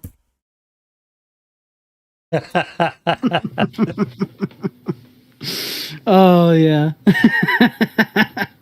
But, I mean, yeah, so there's always going to be little small changes that we all think should be put into place. And as far as I understand it,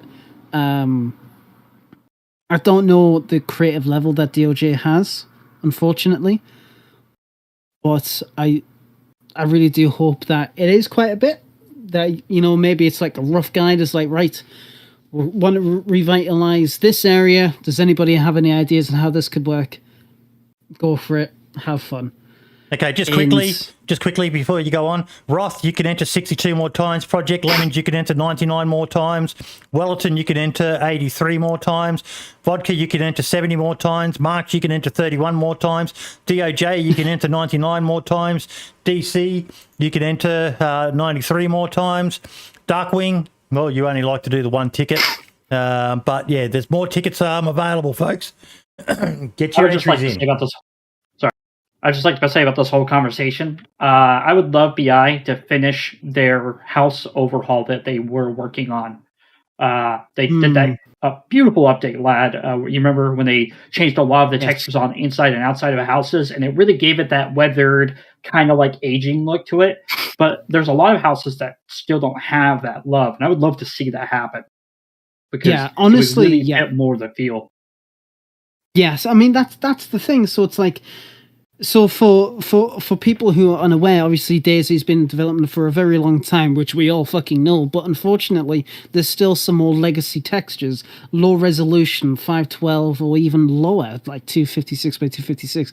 And it's like it's a bit of a shame, and these are used for the buildings and whatnot. So I would love to see a revitalized look at it, increasing the resolutions, maybe adding support for really, really high resolution textures, maybe 4K. It's technically supported, but it's like, whatever.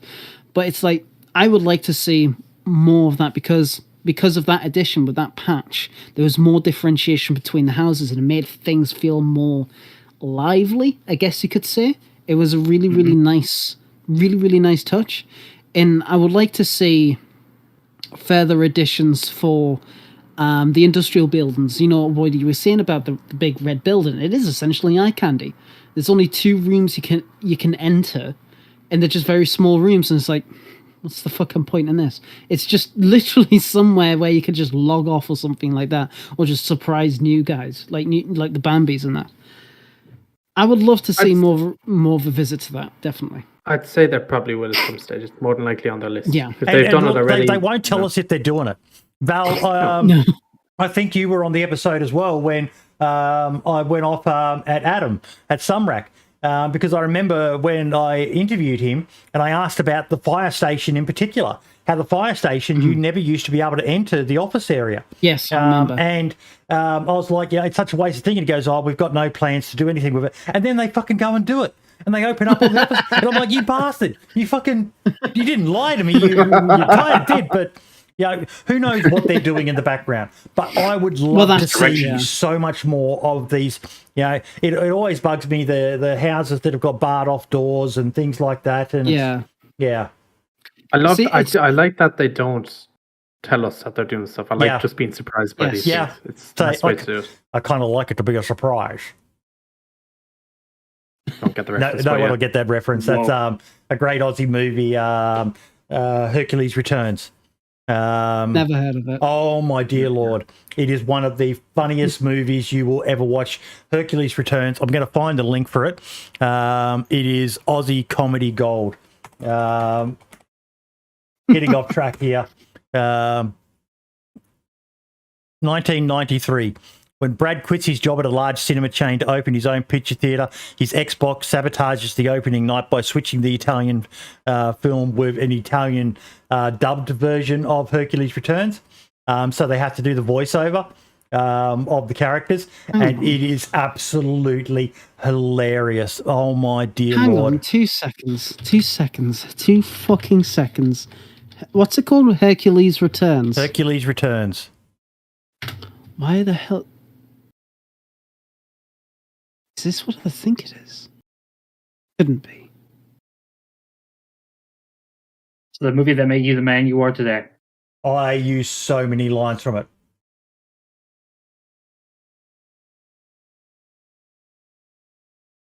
Literally one of the funniest movies you will ever watch.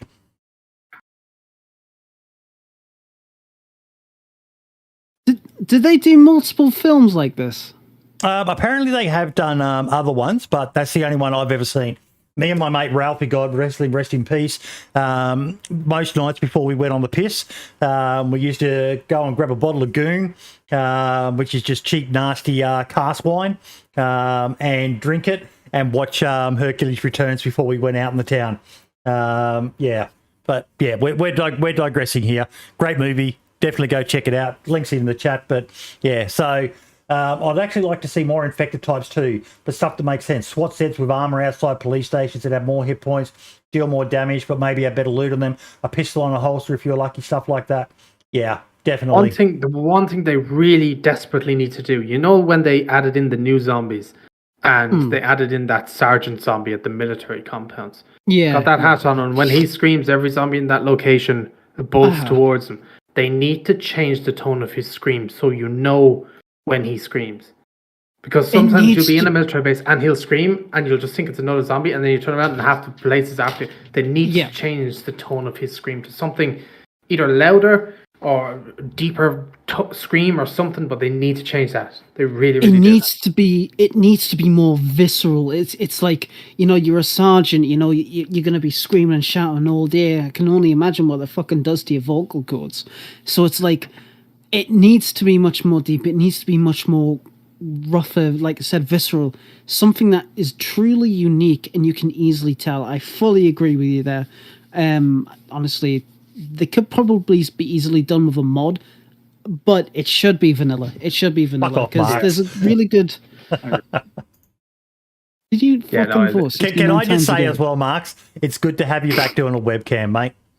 It is. It just adds so much more being able to see your face and your reaction in that.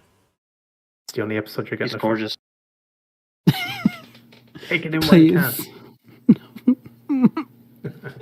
But someone videotape his monitor, and you could just put it up whenever he's supposed to be here.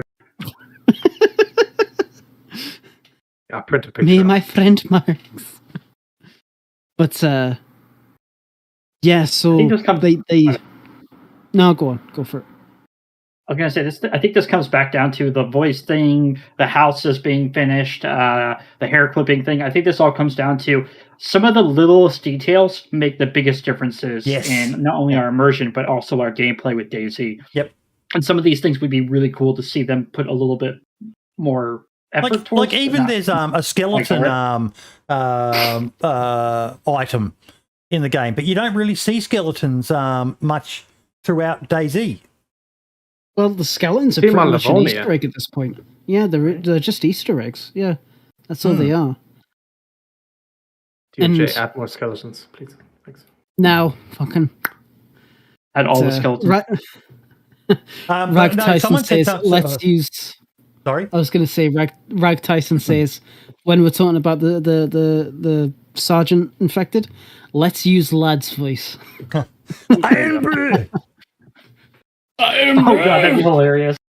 But no, even something that someone else said before there, the Dumpgrass Barricade mod, that would make such a big difference to the game, because the base building, it's great to have it, but it's clunky as fuck without build anywhere. It's better now that they fixed out that issue where if the ground wasn't just absolutely 110% perfect, you couldn't play something. But it's still very difficult to lock down a building. On vanilla, because if the wall is too big, then there's nothing you can do. Whereas Dumpgrass Barricade mod, Sorry, Max. Remember when they said in the roadmap? I can't remember what they called it. Was it they're going to add more consumables or something? I can't remember what they called it, but they were going to add something. Let me try and find it because I'm not too sure. I can't quite remember. But so I am really hoping that the dude puts a little bit more emphasis, at least a little bit this year, into base building. I do remember that back when 1.0 released, they said that there's at least 5 more years of development. Once this year is done, we're in the last year. And it's like, right, okay, so the long-standing issues that people have for both PC and console, obviously, just speaking vanilla, we need something for base building. Absolutely, we need to really flesh it out. And I do feel that they could take some really good ideas from Dom's mod, because it's really, really nicely done. It's really nicely detailed, and to have a lot more flexibility with what you can do really enhances the experience, I feel. And to be able to lock down your base further with more unique items, I say fucking go for it. What's the harm, really? I found the thing. So they said on the roadmap, we plan on ramping up our asset production for this year. This includes a plan to introduce a variety of utility items. Mm-hmm. Does this mean that they're going to add stuff to enrich the overall sandbox experience? So does this mean they're going to add stuff in, like more storage for base building, maybe more craftable items like a barricade mod, for example? And they said, as well as providing meaningful tools players can use to interact with each other in the environment. Does that hint towards a base building thing as well? It kind of does. It might. It might, yeah. I mean, to be fair, Sorry, that thank kind you of so much, statement's very Project Lemons, for the tip to the team there, buddy. much love to him, my dude. Mwah.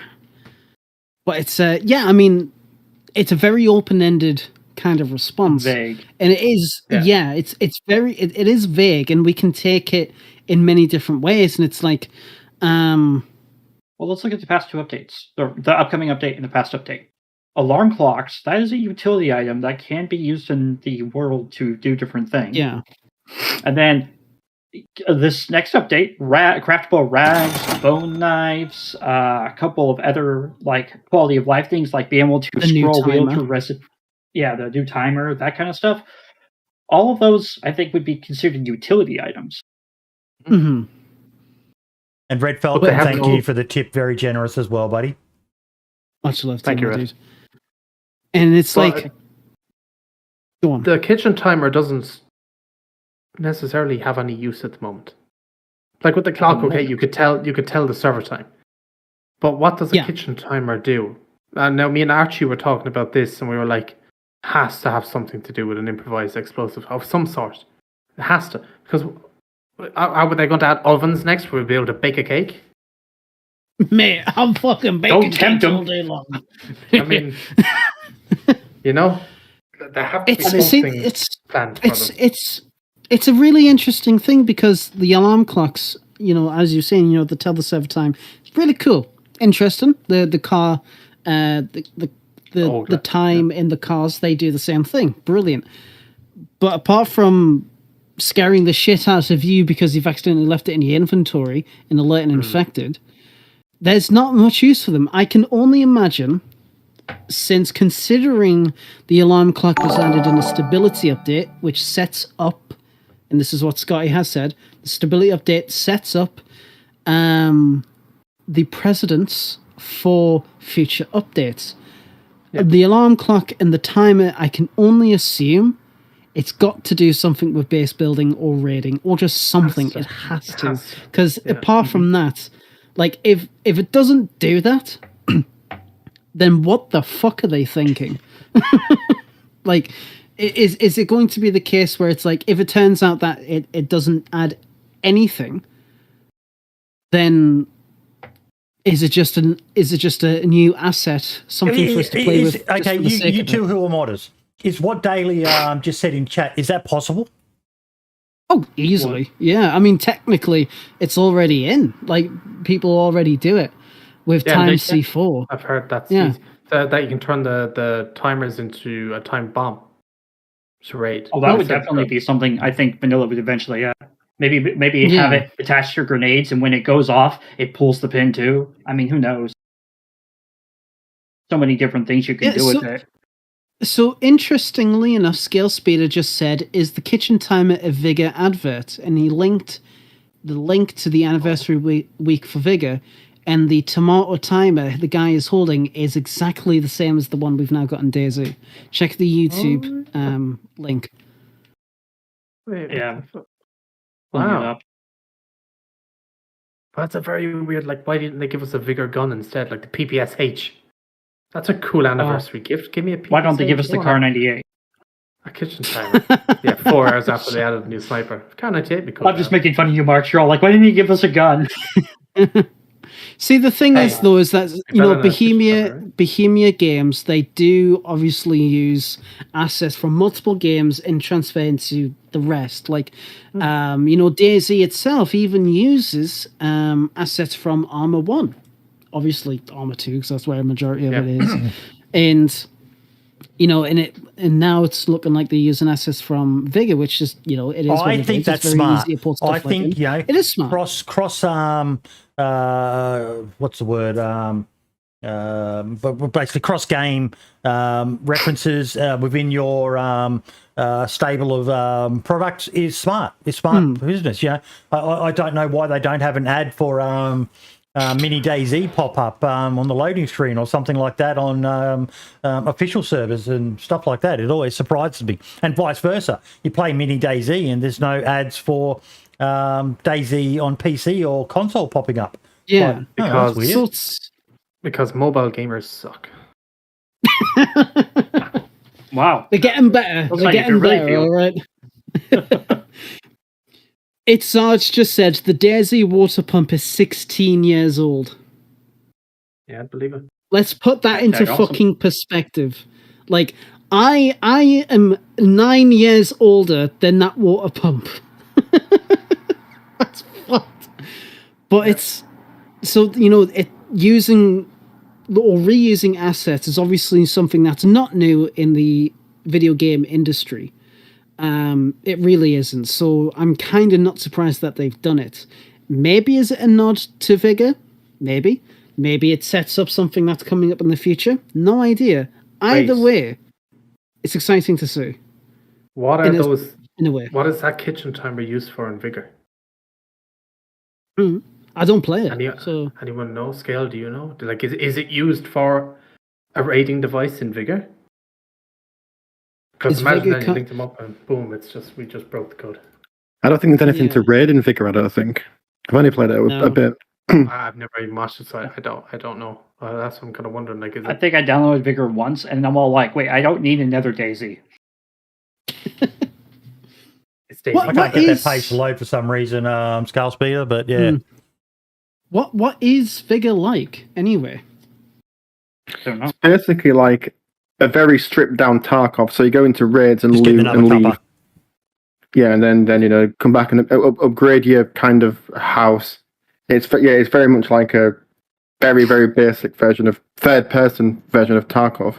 It's quite fun. I enjoyed it, but it's not something that I would want to put a lot of time into. No, that's understandable. I mean, that's fairly interesting. I mean, I never knew that until Skill Speeder pointed out. So really good fucking nod there. Yeah. I really do hope though that there will be an actual use for them, apart from just scaring the shit out of people. Which is always funny. Don't get us wrong, it's fucking nice, but at the same time, look, we need something interesting out of these items. I mean, we've got different levels of different items that we can use to really enhance the experience. And to be perfectly honest, for like the first 1,500 hours, for example, I didn't even use sailing. In fact, I rarely use it now. Same. Like, I've only started to use it now in the past year. Yeah, but even so, if they decide to add in a feature where it does actually pave the way for something to do with base building or base raiding, and if so, then that means that they must overhaul base building to accommodate that, because if they do add an explosive, like a new explosive, like a timed explosive that you craft with these timers, then that's going to be a bit of a piss take, considering it takes like 6 or 7 grenades to get in, like to get through a wall. So maybe there's going to be something coming up there. Maybe there's going to be different tiers because we've already got wood and metal. Maybe there's going to go the route of like Rust, for example, where you also have concrete. That would be interesting. Well, I mean, look at the construction sites. They have bricks everywhere, like piles of bricks. That'd be kind of cool to be like the planks where you harvest it from the pile. It'd be kind of cool to harvest it from there. Well, that's one thing that we haven't considered with the alarm is, what if we're able to take it apart? Like, think about the one that we were first given. It's purely mechanical. And then the kitchen timer one actually might be somewhat electrical. So, like, being able to take those apart and, like, reuse them in different ways might be kind of interesting as well. That would be a pretty interesting thing, actually. I didn't quite think about that. Yeah, because, like, the mechanical one could have the gears, springs, and other things you would need to maybe make an improvised scope. To make it, so you can, like, create some different stuff with it. That's a good thing, because that's one thing I've never understood. We're starting to get a lot more improvised stuff, a lot more survival, right?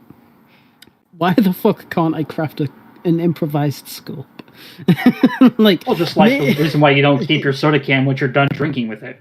I mean, in real life, I'd keep that soda can. Which is actually funny, because in the files there is actually a crushed up empty soda can. Like, it's there. So that would be really good for one of the trip wire traps, where you get like where you get the empty can, you put it on, and it plays a sound when you walk through. It rattles you, like it rattles. Yeah. Now, what else? DayZ Daily Press said said this on YouTube from Reddit. The timer is to tell you when radiation is coming in. When the storm starts to come in, you can even hear the timer going off. I'm not too sure if that's to do with, is that Vigor or DayZ? I'm not too sure because no idea. Well, there's no storms in DayZ, right? Like no radiation storms or stuff. So yes, referring to Vigor. Ah, right. Okay, my mistake. Sorry. Okay, that makes sense. Yeah. Now, I saw someone say that the pitchfork is really OP in melee. It's okay. It's all right. I used it once. The spear Emphasis on the once. The spear though is not very good. It like I think it takes about 6 shots to the body, and if you aim for the head, maybe 2, maybe 3 if you're lucky. But yeah, it's because zombies like spin in circles around you as well when trying to kill them. It's like when you're in that slow animation of trying to get it, it's the worst thing ever. So yeah, it's a bit annoying. That's funny.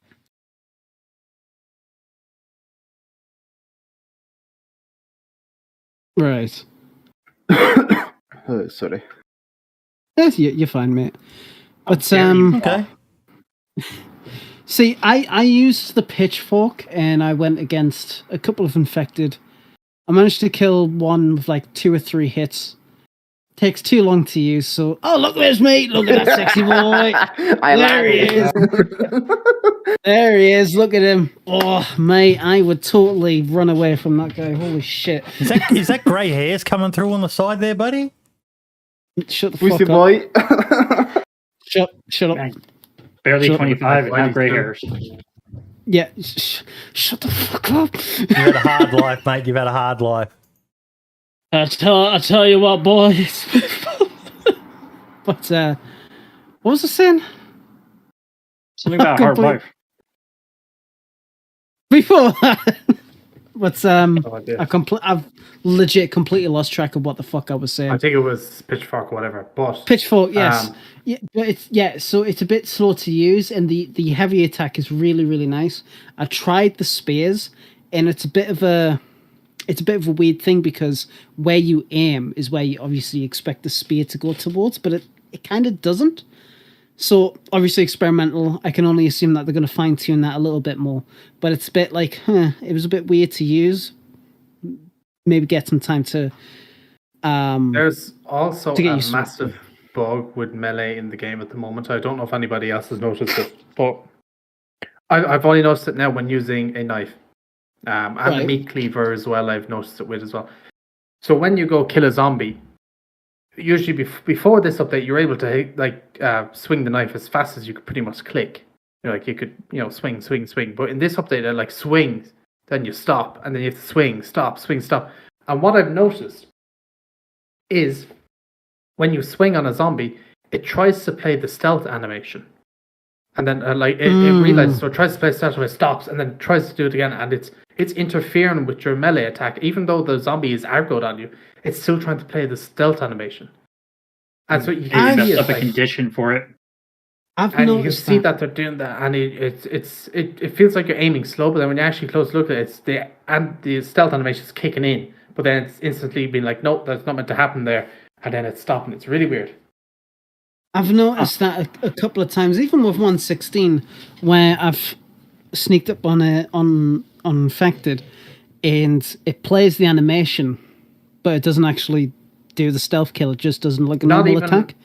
Not even when sneaking up, when you aggro a zombie and they run towards you, and they run at you, and you just take them out like normal. It still tries to kick in that. But I have noticed that with right. Okay. I have noticed your one as well, though, with the thing. Yeah.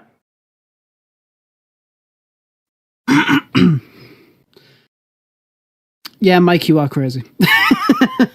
He says, "Call me crazy. I prefer the old .62 melee system. Something about it felt much more meaty. I preferred it because it was just more.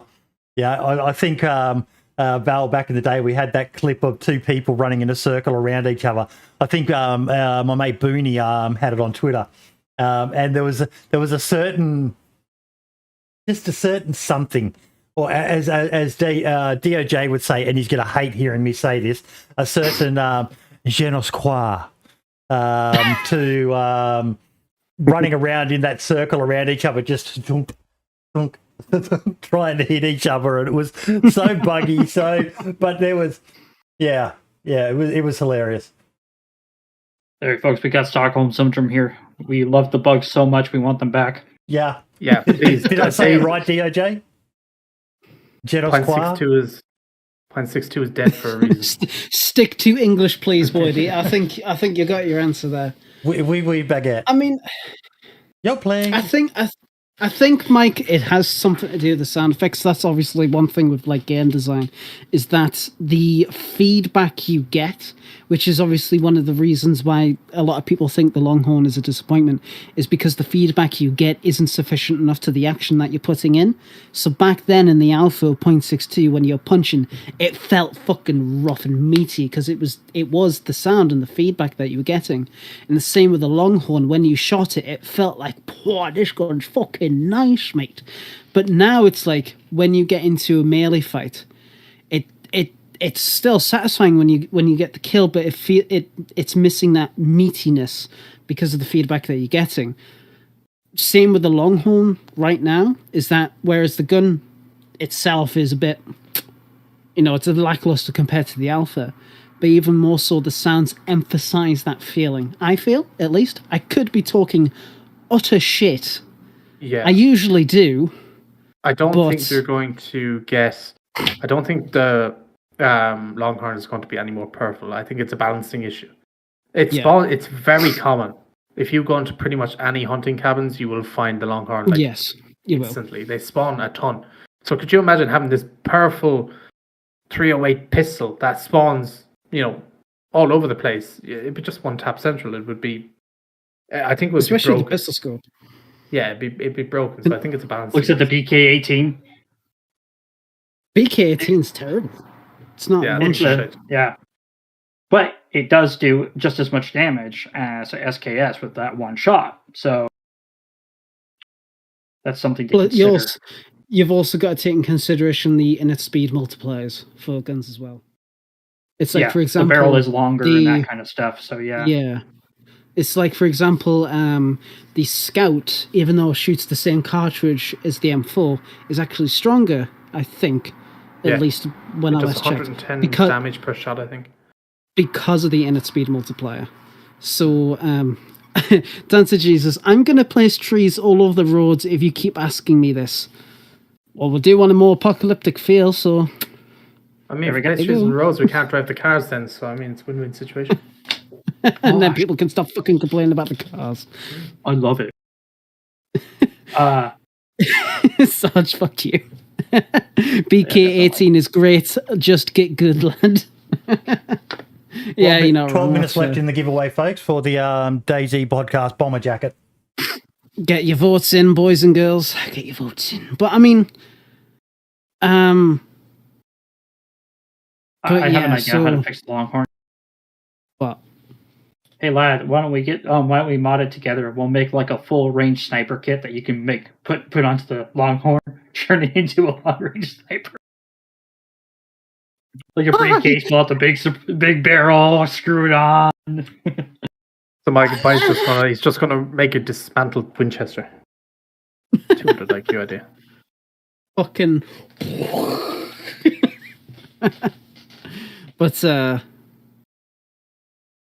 But yeah, I mean, this how would I say it? Regardless of what happens, I am interested to see if the team do take in consideration of, like, for example, what we're seeing on the show, but what other people might be seeing on social media and the feedback tracker. And then maybe they'll get more of a direction of where they could potentially go with the Longhorn, the CR550, and the other items as well, or even just like the future development for the future updates. I will say though, when I was using the editor Wave 117, this is what I done for the 116 experimental. I checked all the legacy weapons since we know that it was gonna be a civilian year.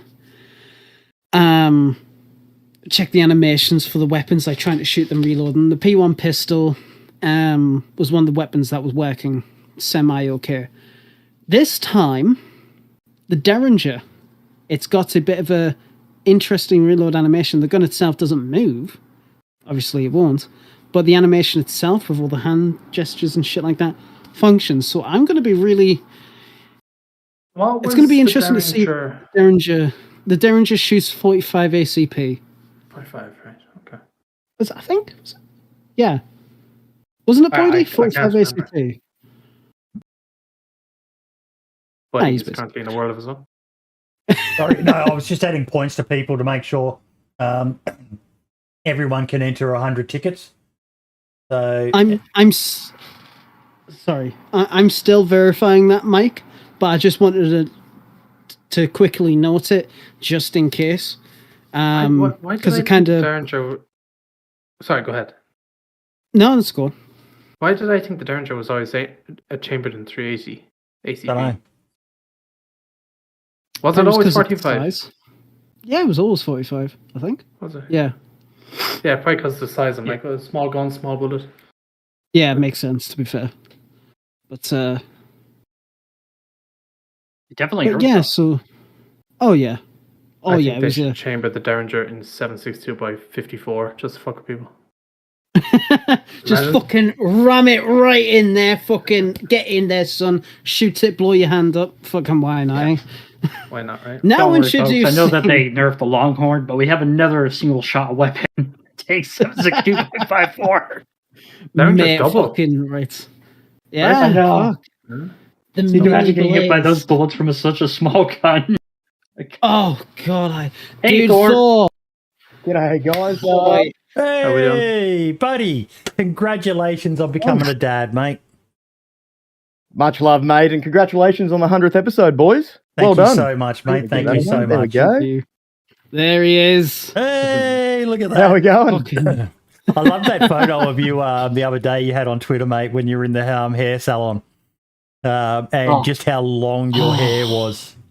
Ridiculously bullshit, man. Like it's much more manageable now, dude. Like way more manageable now. but still a decent length there, buddy. Still a decent length. I had enough hair for all of us, mate. Now, how close are you getting to becoming a partner, mate? Because if there's anyone I know who deserves it, it's you. I keep sort of teetering close and then dropping right off. So back down to about 40 average at the moment. It's just that cheeky average, man. I get up to the sort of the 60s and then how's drop the viewer right back base down going to 40. with Scum these days? Is it starting to get more people watching you guys who are streaming it? Yeah, so Scum's always growing, man. Scum's doing incredibly well, particularly with 0.7. I did obviously miss the launch of 0.7, having been in hospital watching the birth of my new one. But it is growing, man. And it's doing particularly well, dude. It honestly deserves a lot more love than it's actually got, in my opinion. It does. I think a lot of people, dude, sort of watched Scum in the early days, and I make no mistakes. Probably this time last year, I played Scum and went, nah, man, not for me. Like it just wasn't where I wanted it to be. So then, but I mean, I've been playing it now full time for about 7 or so months. And it's just been incredible, man. Really the sort of 0.6 update really just changed the game for me. In such a positive way, and the dev team is so incredibly active. They're always. I think it worked out that they have an update every 2 weeks, whether it's small or big. They're just always working on the game, man. They're working so incredibly hard. They're really. I've never encountered a dev team more active in the community than I have with the Scum team. Big, small, player, streamer, doesn't matter who you are. Everyone has a voice, and the dev team is right amongst it, shoulder to shoulder. And it's just been incredible, man, to see that level of support from a dev team and how much they are supporting their community. Yeah. So it's been interesting, man. And I think a lot of people played Scum, dude, and then sort of went, you know what? Nah, this is shit, and haven't given it another chance, haven't given it another try. And look, That's you know, me, yeah. Look, I you know, first impressions do matter. First impressions absolutely matter, yeah, 100%. But you know, everyone should give it another try. The other thing is, you know, it's notoriously hard to get people away from their game. Make no mistakes, I was one of them. You know, like trying to convince me to play another game was. How often was I back in the Aussie Survivalers telling all you guys to give Scum a shot? And how many times are like, yeah, nah, Boydie? and now you look at him on Twitter and he's like, fuck you, DayZ, I'm a Scum man now. But the other thing with Scum that people need to remember is it's a very complex game. I retweeted a good tweet by Thomas Love. You've got to be careful what you retweet from that guy because fuck me, he pushes the envelope. But they're getting a lot of people complaining in Scum about how much they're burning through the food. And Thomas Love addressed it directly on Twitter. And he basically said, look, this is the issue. You guys are going out there wearing the fucking, you know, the equivalent of plate carriers, a backpack, you know, like that I would be proud of, with every fucking thing and the kitchen sink included, and then complaining that you're, you know, dehydrated and starving within, you know, 50 minutes of setting out. You know, he packed himself light, and he was able to run around the map, and he ended up dehydrated and starving a couple of times. But they've got such a complex hydration and food system that, you know, if you just go in there and treat it like a casual game, Scum will chew you up and spit you out. The metabolism, the medical side, you know, even down to I know our mate Face Roll played with Ben Fruit and Lax the other day. Scum must have done a deal with them and got them to play with the pre-launch of 1.17. Sorry, the 0.7 patch, and it took them forever just to work out how to bandage because it's got an incredibly complex medical system. That there's up to 4 different categories of injuries you can get, and if you get a category 4 and all you've got is rags. If you get a category 4 bleed and all you've got is rags, you're pretty well fucked, aren't you, Thor? Yeah, I mean, like strips will sort of screw you. Rags aren't too bad. They generally heal for 1C. So C4 being the worst, C4 being you're imminent away from death. Obviously, you know, things like tourniquets and stuff like that will actually heal you pretty quickly. And they've also got something in it called Phoenix Tears at the moment, which basically heals all wounds. It's sort of like an EpiPen, so to speak. But yeah, it's definitely, it's a really complex system. And that's the other thing I find, you know, with a game like DayZ, I think a lot of people sort of overthink DayZ. You know, like I remember when I was streaming it full time and I'd have people coming in all the time and they'd be going, oh, you know, how do I play? What do I do? Oh, you know, and they just sort of overthink it and they think that it's incredibly complex and difficult. And it's really not. Really even the crafting system is actually pretty easy. But when you go into Scum and you open up that metabolism, like you just open up the page alone and look at it and you see the picture yourself and the macronutrients and you know, your fat profile, your you know, muscle profile, and you see all this stuff, you see these medical things and you just freak out. You're thinking, oh my God, what's this complex, you know, nutrient system? I've got vitamins and mineral complexes. What the hell is this? And you start freaking out and you overthink it. But again, Scum is incredibly in depth, yes, but incredibly complex in difficulty, no. It's a complex system, but it's not difficult to learn and it's not that hard. But I remember, you know, when I first jumped in, it scared the shit out of me. I was like, oh my God, do I have time to learn this? Like, do I need a medical degree just to play the game? And couldn't honestly be further from the truth, you know. It's actually not that difficult to play, but it does. Scum suffers from the same thing as DayZ, though, Thor, in that it's its own worst enemy.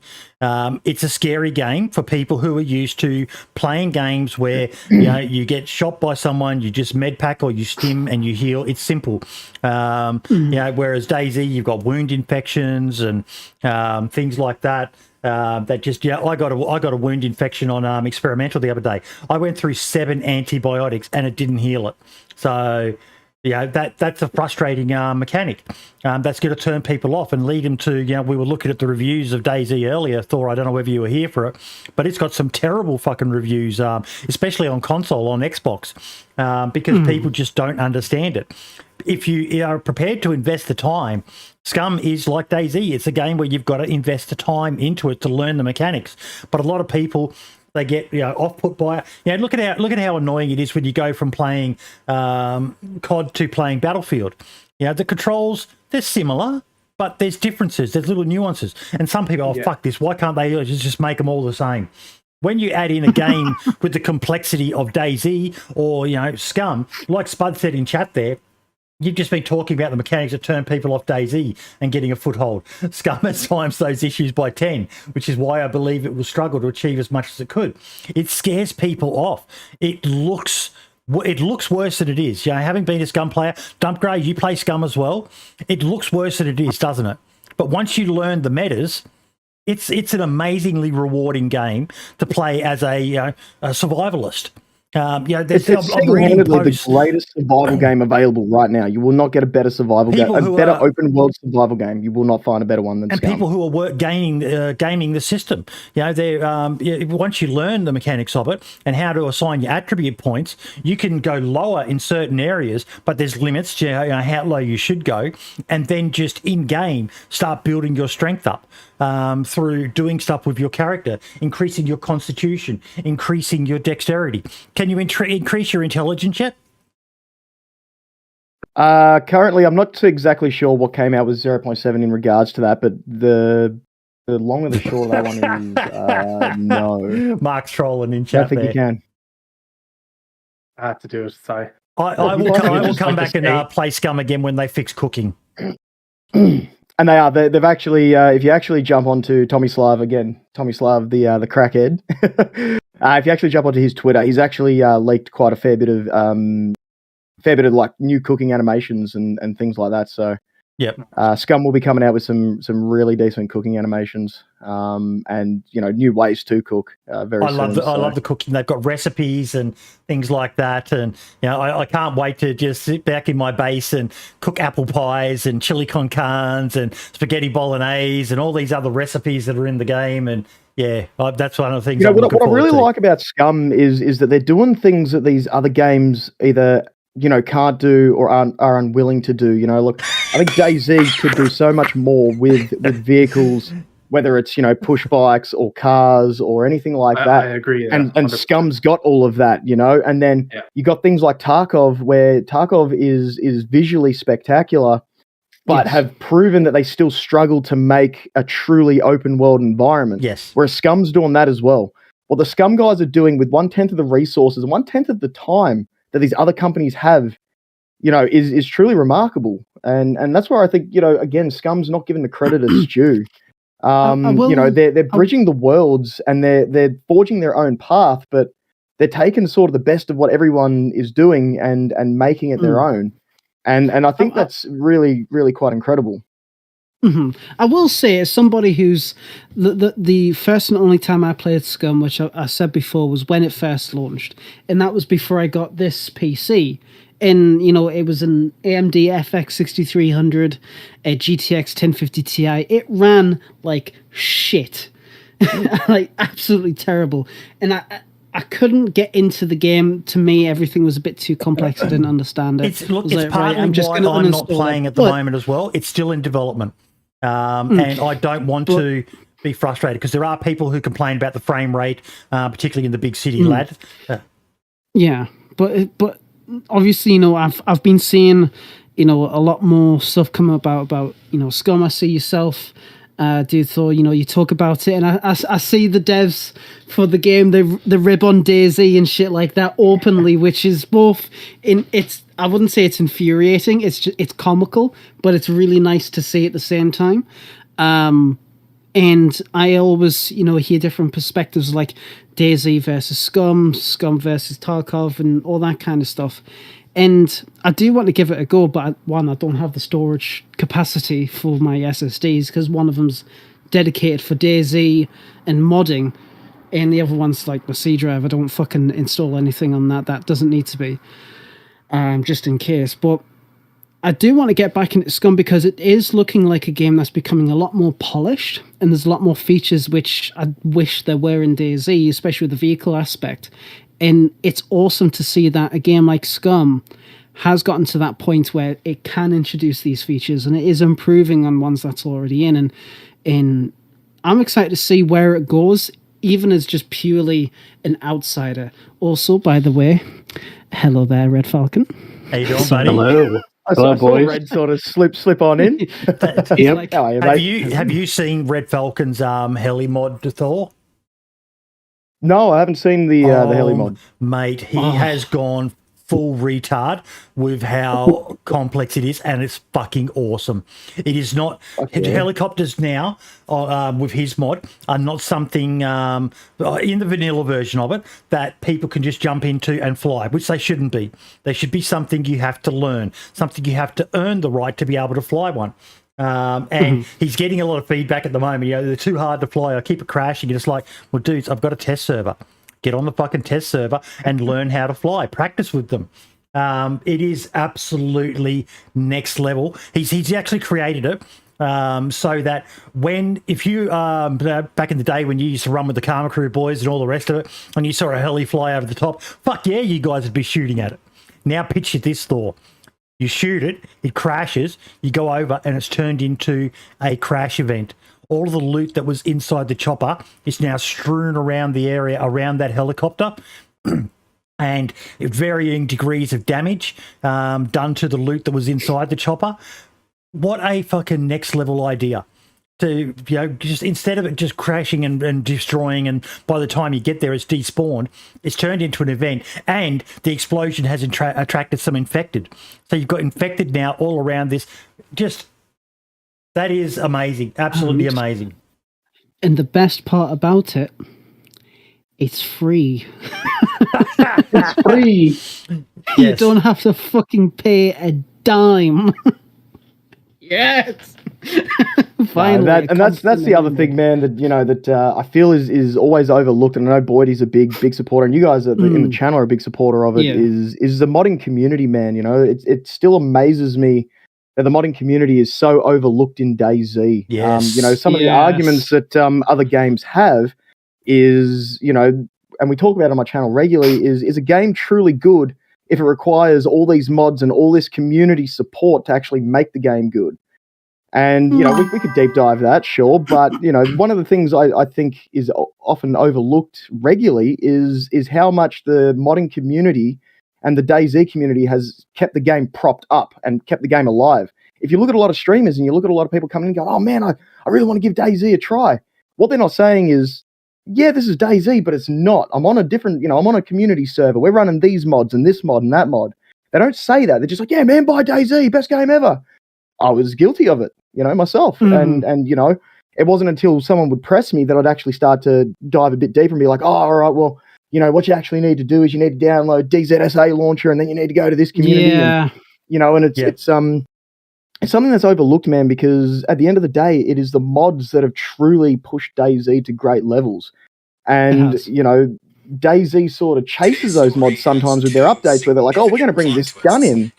And it's like, well, that, you know, gun's already in this mod.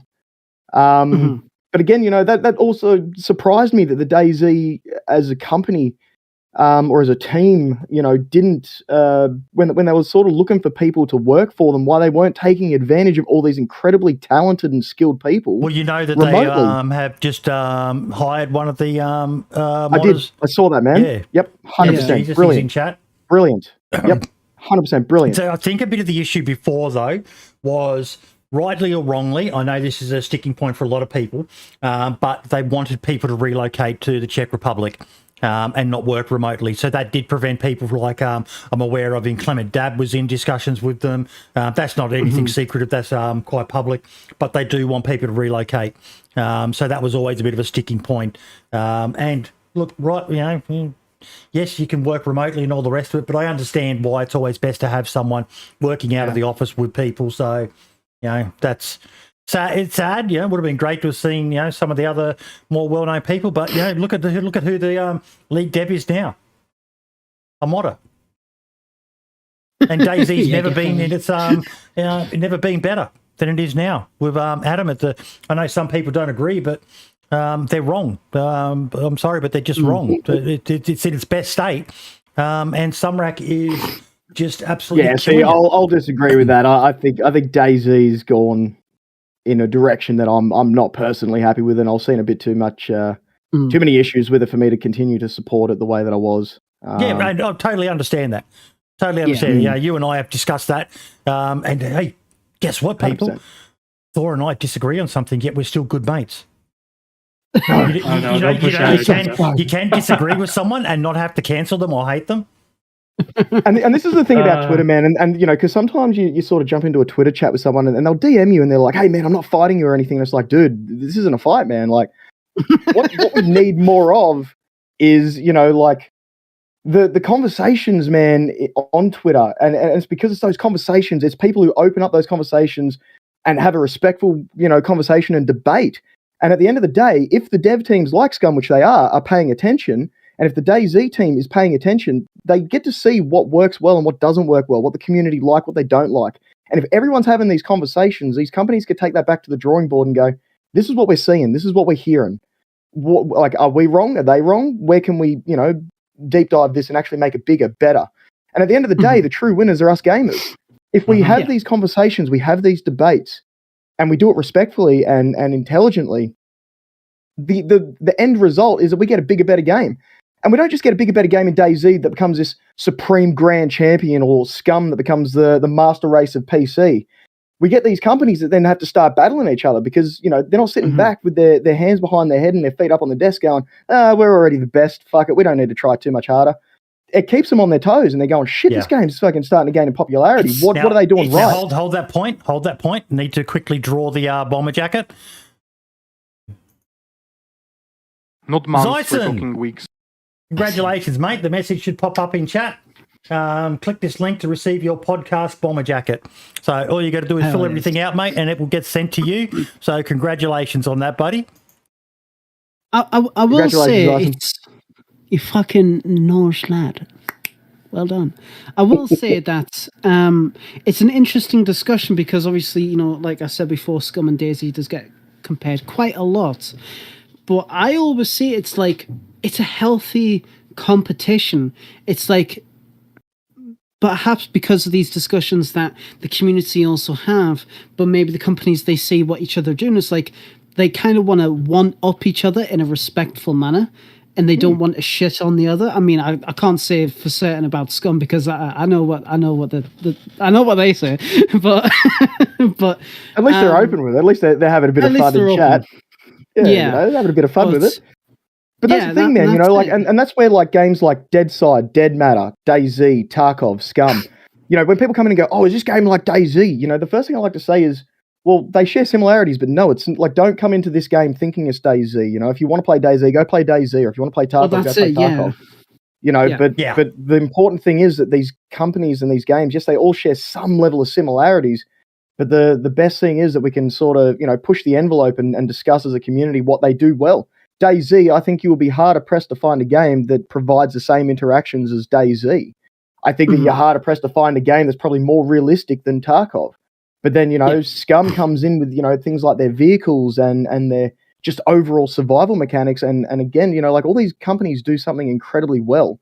And, you know, at the end of the day, the company that continues to push the envelope and make the bigger, better game, you know, the gamers at the end of the day are the true winners. And that's what we want. Like, why does everything have to be a shit on each other competition? You know, like, oh, you said this about my game. Fuck you. I hate you. And like, man, settle down, dude. Like, don't be a fan. I'm having a conversation. Yeah. Well, that's it. And that's something that's really good. And it's like, I'm really glad, for example, like, you know, you've come in and you're talking about Scum, and obviously, you know, Boydie, you know, he's very into Scum and Dump, you know, he's played Scum as well, but it's not something that we've talked about, obviously, with this being the DayZ podcast and that. But it's always really, really nice to see kind of like that perspective from somebody who's really, like, essentially balls deep into Scum, playing it a hell of a lot, you know, you stream it and that, and it's really nice to see that kind of perspective. But it's not like, it's a healthy It's a healthy one. It's it's a healthy kind of like point of discussion. Like, you're not out there to try and say to people, this game's completely fucking shit, you should play this. It's, you recognize that all these games have their merits. They have something which they excel at, which, you know, you said with DayZ, with its interactions. And I feel like with Scum, one of the things that it really excels at, obviously this is coming from somebody who doesn't play, so you can correct me if you feel differently, is how in depth it is. Like, everything has a purpose, but it really, really goes deep down into it. And it's like, it's something I feel that it's daunting when you look at it, but when you really get into it, it's like, there's nothing to it really. It's like,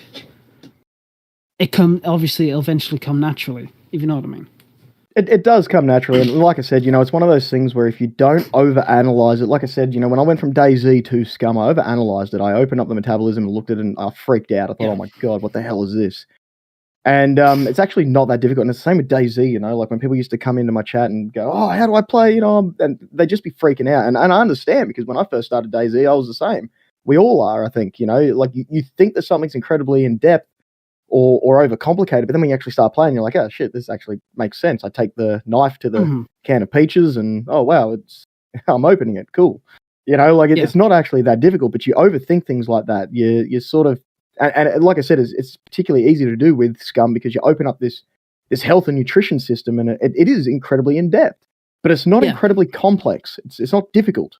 It's just in depth. It you know, there's a lot of information to it, but it's not necessarily where it's, you really have to like think about it like a lot, where you have to have like fucking spreadsheets and shit. It's just like, that's right. There's a lot more information. The more you know, the more it can work in your favor, but you don't need to pay as much attention to it as people think. You know, exactly. Back when I was playing with Face Roll and the boys, we used to make fun of each other. Face Roll in particular, he was terrible at managing his dietary intake, and his characters would always end up really fat and chubby and all the rest of it. And we used to get him to strip, and we would fat shame him in the game, and he'd pretend he was crying and things like that. And you know, the rest of us were all lean and buff and all the rest of it. He's probably a fucking absolute chad at it now, that he's worked it all out, but. Yeah, you can let it go. You can turn into a fat slob if you want to. You can turn into a Giga Chad, muscly, massive constitution, and all the rest of it. Yeah, it lets you do it. Meat and taters is 90% of my food source. Yeah, of course, but that's not going to be good for you in the long term, Moonshine. You need to be eating. Everyone does. You know, I do. I eat too much meat and potatoes. I fucking love meat and potatoes. But you know, I'll still have some greenery and stuff like that. Maybe some corn and things like that. And you know, you look at people who are right into their nutrition, and they do manage it very tightly. You know, they're carb counting, and they're checking how much protein they're eating, and yeah, it's up to you whether you want to do that. You know, I'm firmly of the, you know, there's that classic little meme that's out there. Look, I made a salad, and it's you know, just a bowl of bacon with one bit of parsley on the top of it, or something like that. It's a nice salad. But yeah, no, look, it's an important thing, man, to, you know, respect all the games, really. You know, like I started as a Tarkov streamer. I streamed DayZ for, you know, 2 and a bit years full time, and then, you know, now I'm in Scum, and yeah, I think it's important to, you know, maintain that healthy perspective of all the games, what they do well, and one thing I'll say, you know, to Scum, mate, appreciate them for what they are. My God, they appreciate their content creators. Oh my God. 100%. Yeah, a bit like Escape from Tarkov as well, you know, where some of the big guys have got items in game. Scum's doing that for people who are nowhere near the size of a Smoke, or these other people who've got items in there. Then there's, you know, the I hadn't played Scum in probably 4, 5, 6 months, I think. And yet, Master, what's his name again? Mastov? Matovsky. Matovsky reached out to me and invited me to play in the Content Creator 1.17, and I actually logged on the other week before, but I just couldn't get myself to. I was having an error with the launcher, couldn't get in, and it was really nice of them to do that. they're amazing when they're support. And, well, you look over here at DayZ, and I know there's a reason for it, but, one of our biggest bugbears is the lack of support for the modders. And I understand that there's, some legalities involved there. I think you might have been the one who said it, Marks, as well, where apparently they shouted out a mod or something, and it turned out some of the assets were stolen or something like that.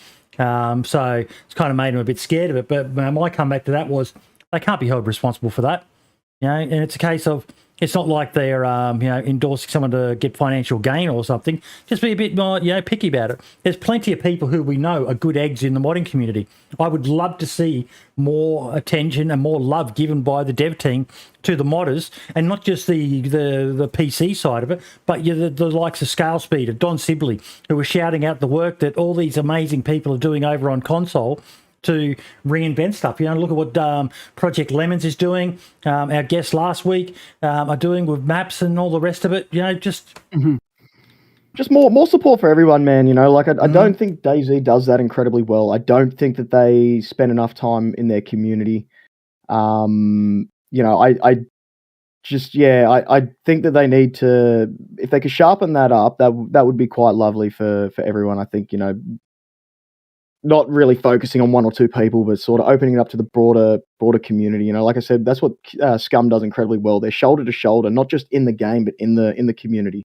They're shoulder to shoulder in the Discords. They're shoulder to shoulder in, you could have one view, you could have no viewers, and your only viewer is a Scum dev. In your chats when you're streaming, they're in there. Yeah, they're in there. They're shoulder to shoulder with you. They're giving away copies of the game to their community. Like I said, this is a team with 1/10 of the resource, 1/10 of the time that these other games have been around. And to be fair, I think they've actually got a bigger dev team than DayZ now. But they've grown, yeah. But like, what does that say about DayZ or something? Why? Look, Scum just does that incredibly well, and look, Tarkov did as well. And that was one of the things I got laughed at on Twitter one day, because I came in and I said, why can't DayZ do, like a drop like Tarkov can, or why can't they do a streamer event like that? Why can't they bring in streamer clothing or things like that? And I got laughed at a bit, because it was like, oh, well, Tarkov's a different game. Tarkov's loading, DayZ, you can't do that because it's open world. And I had a couple of angry tweets, as I think most of us sort of get from time to time. And, but what really sort of solidified that, no, that's bullshit, it can be done, was when Rust did it. Like when Rust came out and did that Twitch drops and things like that, I sort of sat back and flew my middle finger a little bit in the air and said, see, it can be done. Why isn't it being done? And, it doesn't even need to be that. It doesn't even need to be, Twitch or streamer drops or anything like that. Like, why can't we have a big community event? Like we do like a Halloween event or something like that, but it just doesn't hit the same as sort of the Tarkov events have, and it doesn't hit the same as what Scum's doing with their community. And look at what members of the community are doing in DayZ right now. Happy Bombs is absolutely killing it. He is becoming the go-to man for events in DayZ. He shouldn't be. It should be the dev team. This is my and let me intersect here. This is where I come back to, why is it onto the modders and the DayZ community to prop this game up and keep it alive? I would like to point out that the DayZ devs, Marks was trying to make it there, did have a little meet the devs the other day in experimental. That was kind of cool. Yeah, they do that from time to time, where play testing a server and all the rest of it. But, just look at how much interest Ariana's Queens of the Castle event got. Now imagine if DayZ organised something. And, with the resources at their disposal, they could reach out to some of the modders and say, we would like to work with you guys to create something truly unique. I know Marks is sick of me fucking talking about it, but Survivor Games was one of the biggest, it was the biggest thing in gaming back when they did it. No one had seen anything like it done on that scale. And see, even Armour has their community-led programs and incentives for modders. I've actually, so this is something that I discussed last week, it was. Because, so you may know that obviously Boydie will be leaving after the 102nd episode, and I'll be taking over. And if there's something I want to kind of talk about and trying to emphasize to maybe make a push on is, Arma has the ambassador system. I would love for there to be like a DayZ ambassador system, something where the DayZ devs and BI can talk to the ambassadors to talk about, what kind of events that they could be doing, and maybe have more of what Arma does with the content, the creator DLCs, something like that. Because sure, the updates that we get, the experimental updates, and the roadmap right now is like 5 updates for this year, 4 smaller, minor, 1 major, which is really great, as obviously for ourselves. But to have something there when there's more of a connection between the team and the community, we need more an emphasis on that, and that's something that I feel like is lacking for DayZ especially. We all know that BI's baby is Arma, even though it doesn't get the numbers that DayZ does. Like, we've proven that time and time again. So I think it's about time that we turn the tide and try and emphasize and to push for that a bit more. But again, how much of that is official servers versus how much of that is community-based servers running mods? If you want to look at numbers, you want to talk a numbers game, like, again, a game that is being single-handedly propped up and held up by the community of modders and the DayZ community in general. We've been quite harsh on them, but you shouldn't be surprised by that. That's always been their model. They've always, from Arma through now to DayZ. Vigor's a bit of an exception. I'm not aware of any modding in the Vigor space, but that's a console game. That's an interesting one, Vigor, yeah. Arma, they release the base game, and then they allow modders to do what they want with it. And it's a pretty fucking smart business model. Because it allows people to create what there's a demand for, and even create what there's not a demand for. Look at Dumpgra's mining and forging mod. Not a lot of communities use it, but it's out there for those that want to use it. And for the actual company to devote all the resources into adding that, then you're starting to talk about Star Citizen territory, Creature Feed, where you just keep adding and adding and adding and adding and adding. Whereas what they focus on doing and do well, in my opinion, is, they need to do better, like what G-Units just said there. The game needs to go back to basics and fix what's wrong before pushing these updates to keep people content. Fix the cars, fix the hand glitch that everyone talks about. And again, Scum comes out with an update every couple of weeks, man. Like DayZ, everyone's praising DayZ for coming out with 5 updates in the year.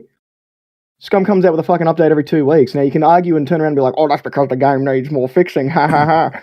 Well, that's because you're comparing Scum to DayZ. No. And I think what you're doing there is Scum is very vocal about when they release, I don't know whether you'd call them actual updates.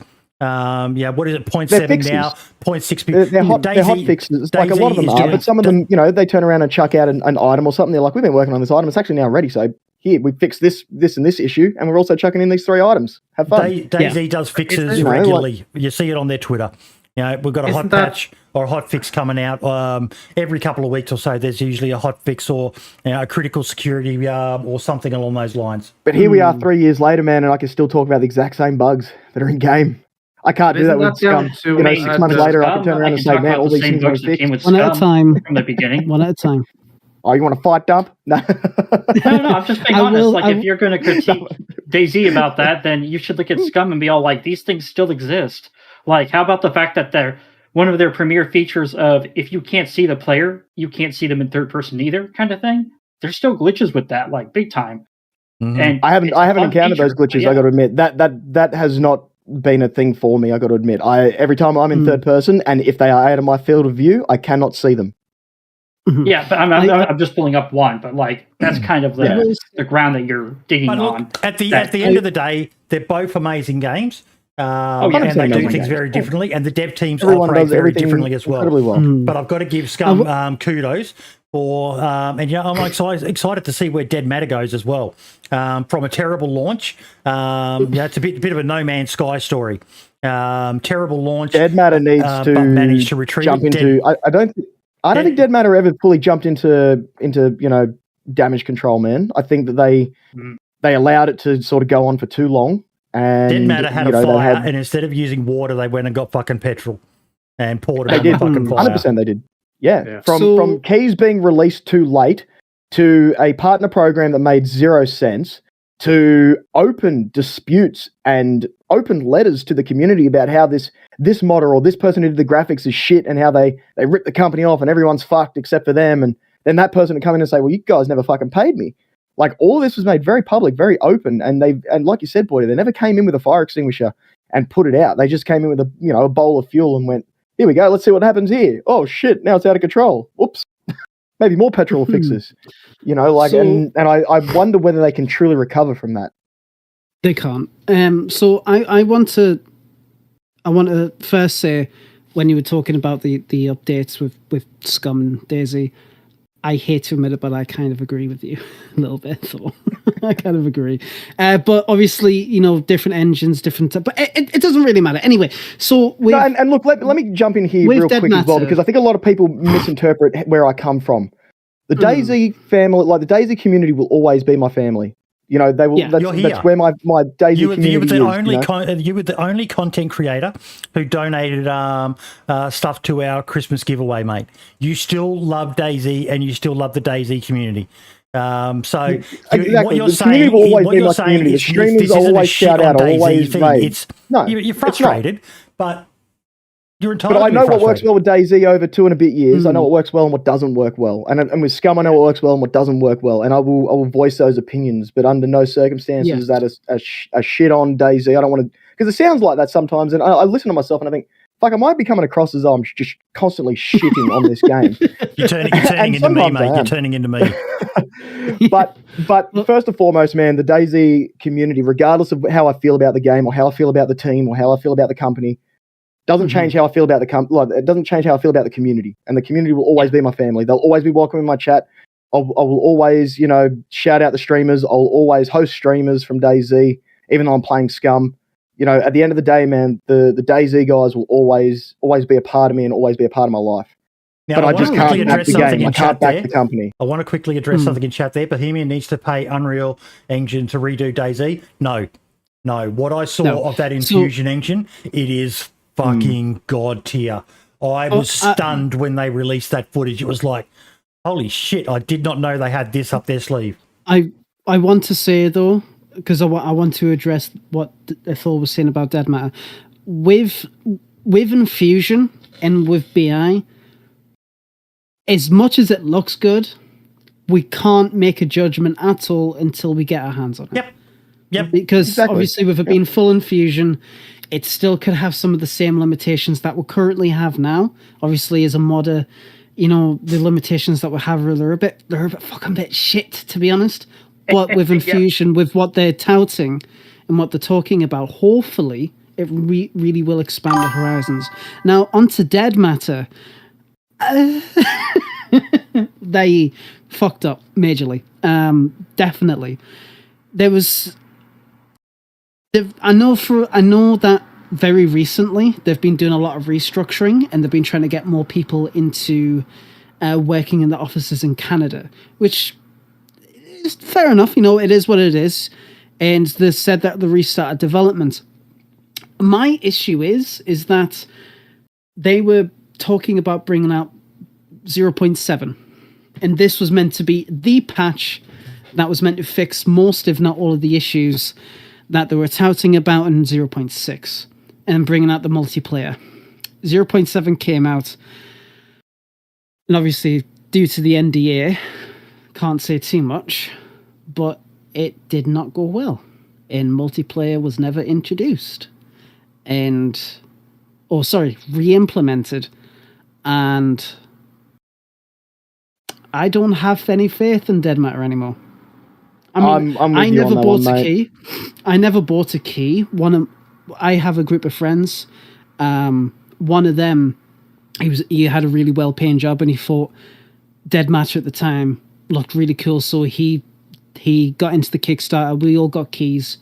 We all tried it out, and it was like, what the fuck? And it's a bit bad because it's like, at that point, you could rent your own server for the closed alpha. And it was just awful. It was absolutely awful. And most of the stuff that they made, they've obviously gone back to redo, which makes sense. They've gone back to redo the map. And it's like,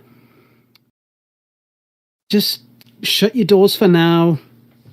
Don't update the game anytime soon. Just cook it in the oven, work on it. Yeah. Maybe you'll redeem yourselves, but in the meantime, the kind of way that you've gone is the worst possible way you could have went. Whenever you find yourself getting hyped about something, just go and talk to Marks about it, and he'll remind you, don't trust anything. No, because it's this way. There was a YouTuber called Big Fry TV. Yep, I know Big Fry. You probably Yes, know, I know. right? I'm going to be a bit critical of him here now, and this is just my opinion, no one else's. But what Big Fry was one of these YouTubers that hyped up Dead Matter when they saw the trailers of it. With no gameplay out, they hyped it up. They were like, "Oh, this game is going to be amazing. Is this the next biggest survival game to ever come out?" Yeah. They built up all this hype around this game that suddenly appeared out of nowhere. Are the developers make anything before this? Were they unknown developers as well? Unknown developers. They just unknown, yeah. It appeared out of nowhere, and suddenly then Big Fry and all these big YouTubers are like, "Get this game! Oh, it's going to be great, amazing!" And of course, then they get shipped on pre-orders and everything like that. DayZ Killer. Then it comes out into alpha, and then Big Fry goes and starts shitting on the game again, kind of retracting everything he says again. It's like there's a problem in the survival game community, if you can call it that, where with like how many games have come and gone where people have hyped them up. These videos have gotten hundreds of thousands of views, and then they Survive just the Nights, release Deadside, and they Dead Matter, flop it out of nowhere. They get War Z. They just go nowhere. Fucking the list just goes on. It's a problem. I like that new game that is being teased. That's coming out on. Is it Unreal Engine 5? It's on the That is Unreal UE Engine 5. 5. Yeah. It will be. Yeah, that has been teased. I shared it on Twitter and I was like, "This looks good, but I'm not holding my hopes up until I see a game like I just like play it or see that gameplay on it." people are still creating new intellectual properties in this survival open world genre. I just saw something about a game called Rooted that we've obviously got no gameplay for. Just a little bit That's of what we're footage. talking about now, Boydie. Yeah, that's what we're Looks talking about. amazing. Unreal 5 engine. And then you've got Road to Vostok, which is not an open world per se, but there's other games being worked on. Taviana the Origins, which I'm excited to see where they go with it. Sorry, it's a cool concept, but I don't have much hype for that Taviana game. Look, it's like the day before. The day before looks great, but I do not like the third-person only model that they're coming in with. It's going to flop, I think, personally, that game. I agree. I think it might be okay with the console community, but it's going to flop on PC. I had seen a TikTok that had millions of views where the person who made the TikTok compared the day before to DayZ.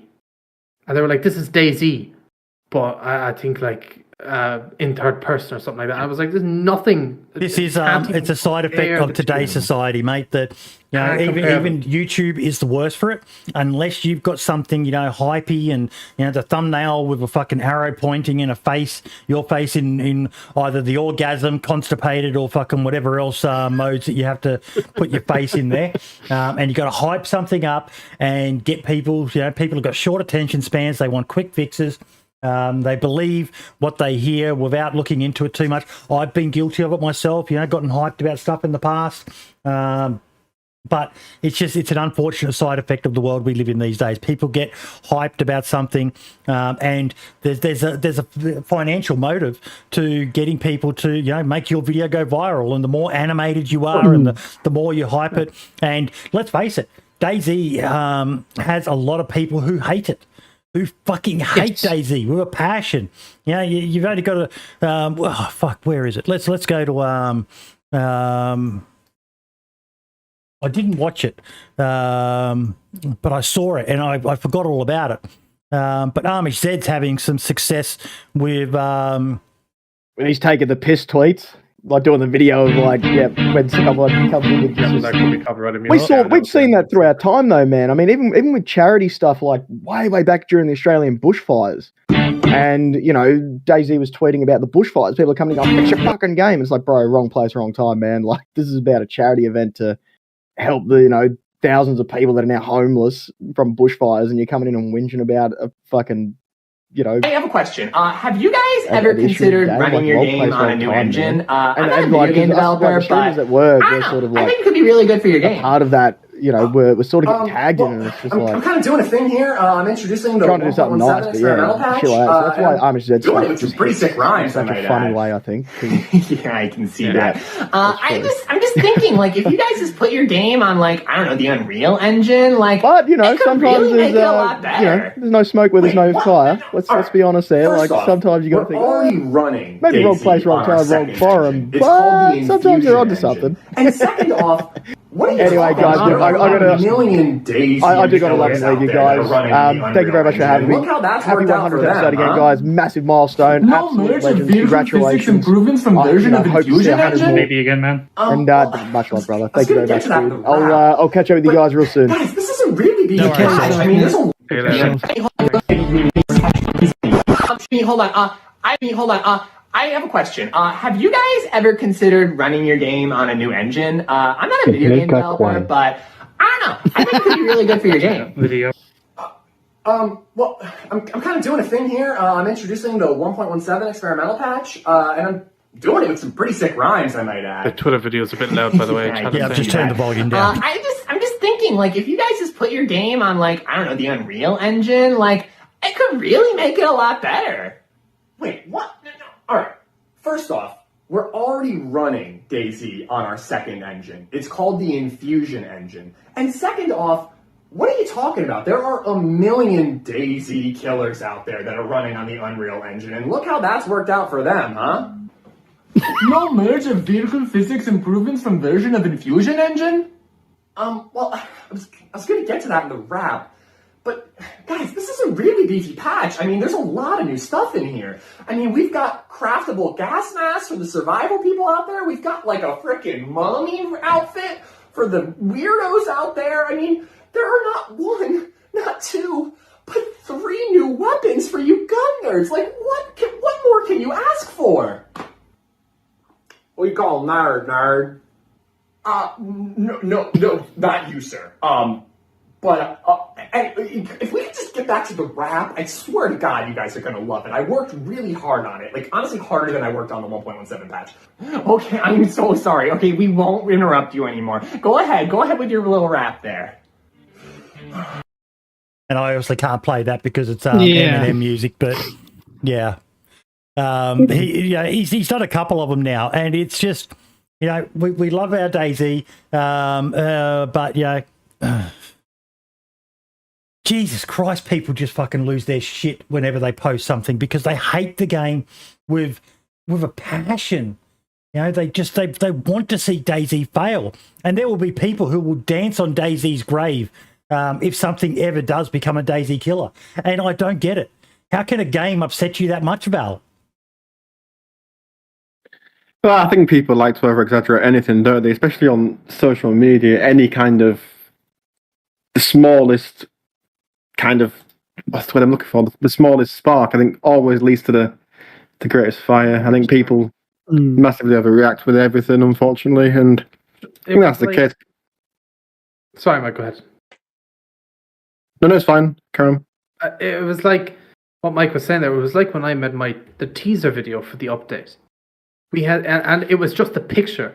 Everybody was basing this update off of a single picture, where they saw a longhorn and an improvised gas mask, and I generally, there's still comments there that generally had people saying bad update because they saw two items in a picture. And I'm like, how can you judge? Like, how can you judge an update where there's obviously going to be no patch notes or anything with this picture? How can you judge it off a single image? It boggled my mind, and it gets frustrating when people just it's like fuck, like do a bit of research or something. Just get a bit more info before you comment these silly comments. It would drive you mental. And then the following day, then people loved it because they were like, wait a minute, there's actually shit ton of stuff with this. And it's just always the case, though. It's always the case, though, Matt. Well, like, even like on my little things I've been posting on Twitter about my mod update stuff, I even had somebody shitting on the game in one of those. I'm just all like, okay, Who cares? Like the fact that they took the time to find my tweet, because I didn't tag DayZ or anyone in it, to be able to shit on it. Just, it's like, what? Oh, unfortunately, you'll always get people like that. It's a bit... Yeah. Absolute pain in the ass. Oh, fucking hell, that was a really good long discussion, wasn't it? Oh my god. Give me a headache. But oh bless you.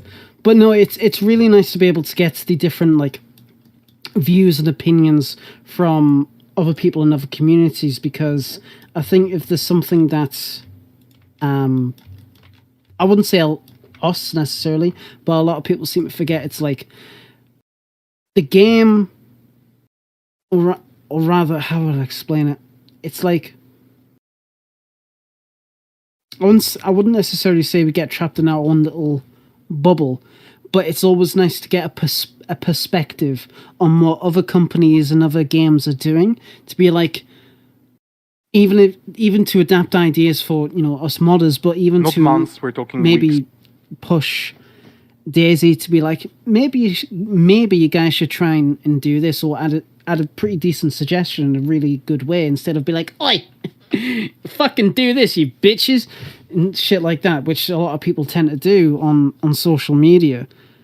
As long as there's a healthy discussion about it, there is a lot of leeway to go on from there. And we've proved that before. Like, there's been stuff we've discussed on the podcast before, and it's been added, and it's great. And keep doing it. Congratulations, it's Sarge. You just won the big 15-ounce DayZ Podcast coffee mug, mate. It's the same one I've got here. So click on the link, buddy, and fill out the details, and they'll get it shipped to you within a couple of weeks, I'm going to assume. So congratulations, mate. Fucking boy, very fucking nice. Who else does giveaways like the DayZ Podcast? Fucking no one. I do, over at youtube.com/Max. Subscribe.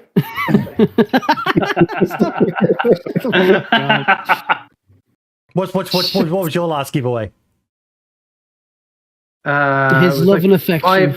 It was like 5 copies of DayZ. I had DayZ. Did you pay for them DayZ yourself, or did DayZ give them to you? DayZ gave them to me. They love me. I can't remember the last time they gave me something to give away. Shut up, you got a mug and a shirt. Yeah, I did. Now, there's something I needed to discuss with you guys as well. There's a possibility that I may be in Eastern Europe in around about June, July. So we're working on some dates. Because the missus has quit a job and she's going to be looking for a new one. And we had so much fun when we went through China, Mongolia, and Russia. Because we just, it's one of the fucking big things, folks, is it's so cheap. Like, we are looking at some of the stuff there, and it is so cheap for, food, hotels, car hire, things like that.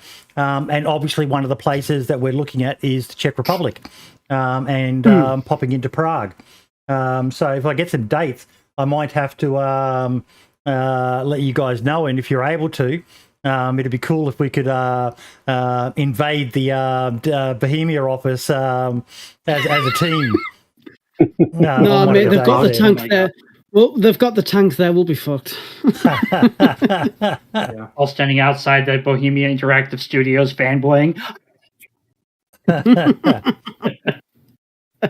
no, I'm not going to Ukraine. I'm too old for that shit. Plus, as a lot of people are finding out, it's a hell of a lot different when you're going up against a big military than it is going up against goat farmers and things like that. So a lot of people are getting a bit of a reality check of what real war is actually like. But that's heading into a territory we don't want to touch onto. But no, of course, I just have a funny joke about that. Are you talking about how people during the Civil War in America tried to pitch like picnic little fences during one of the great battles? You guys ever read about that? Freaking hilarious. Like, yeah, all of these fancy little like lords and ladies were trying to put up like this thing, thinking it was just going to be like this little like immediate surrender. And it was from the person who wrote it. It was gore. Like they had never seen anything like it in their life. It was just so silly. Wow, but that'd be actually a novel idea, Johnny Bravo. If we could tee it up, do a special episode of the DayZ podcast at DayZ headquarters. Even if only a few of us can make it, it'd still be fucking cool as fuck to do one from there. Would be cool. Oh, mate, it would be the dream to get Sumrak and Scotty. I really wanted to get either of them for this episode, but it just didn't pan out, sadly. No, what we can do is, because we'll be in the offices, we can hold them hostage and tie them down to some chairs so they can't move, so we can carry them in on the chairs and force them to stay for the entire podcast. Yeah. Are you okay, Marks? Wonderful. You okay? That's a good idea. I'm booking my tickets now. But yeah, no, overall, the 1.17 patch was, fucking, like Army said, a really good patch. Just, with the new point of interest in Livonia. Has anyone checked that out? Yep. Yes. We were there yesterday. Archie and I managed to get there a couple of nights ago. Yeah, and Archie and I went back then yesterday. Yeah. Yep. Pretty cool. Some view from it. You mightn't, the thing itself mightn't be the greatest, but like if you go up there, you can see just insane views all around. So pretty good. It's really, really nice, and it's in the the location where it is actually very close, or at least the same place as the king icon from the 114 teaser. Yeah. So I thought that was a really neat touch. I also liked, because it was something that kind of frustrated me, was, obviously it's not optimal, but it always annoyed me that if you cooked food in a frying pan or a cooking pot without fat or water, it just went instantly to burnt. I don't know about you guys, but I've cooked a steak many a time on a fucking, just a piece of metal. That's essentially what a barbecue is. Yes, it's great if you've got oil or something like that, but that to me was, a minor thing. But also they adjusted the wolf model to allow a more precise headshot. That was one of the things that bugged the crap out of me. I think we were talking about it through the week with, you shoot an animal with a shotgun and you get maybe one or two pieces of meat. Like, what? Hey, that's kind of okay. Maybe if you shot a chicken with a shotgun, that would make sense. But now you can actually headshot the animals to get the most out of it. Because before the model was so buggy. I've got to try that. I didn't even notice that until I just saw it there then. Yeah, I mean, I haven't encountered any wolves to try out, and I don't feel like doing it in the editor because it might not be fully representable of like the server side.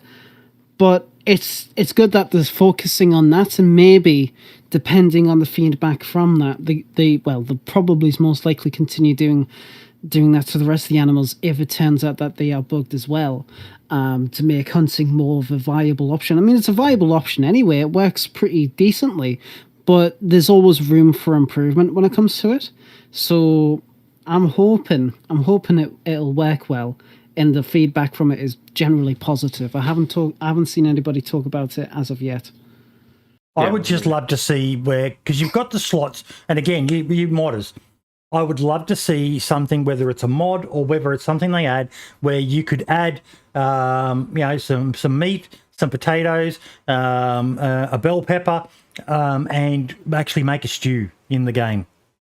Well, Mass has that in MMIO. Yeah, because you can combine the items, but I'd love to see it where, if you put all those items into the cooking pot and cooked it, it turned it into a different food. Is that possible? It's possible. Mm-hmm. But I would say that a earlier remark from Marks about the whole, was it going to become like a baking oven thing? I think the majority of players would feel that way. Yeah, I've never, in all my time playing DayZ, I've never cooked with a frying pan or boiled anything in a pot. I do it all the time now. Same. never done that. I've always just put them on the fire. It helps so much with like getting nutrition and food, though. Like the bonuses are so worth it. Like, I couldn't Even give the up, mushrooms now. fine. But you play on a lot of modded servers, Marks, whereas when you're talking the more vanilla or the more hardcore versions of it.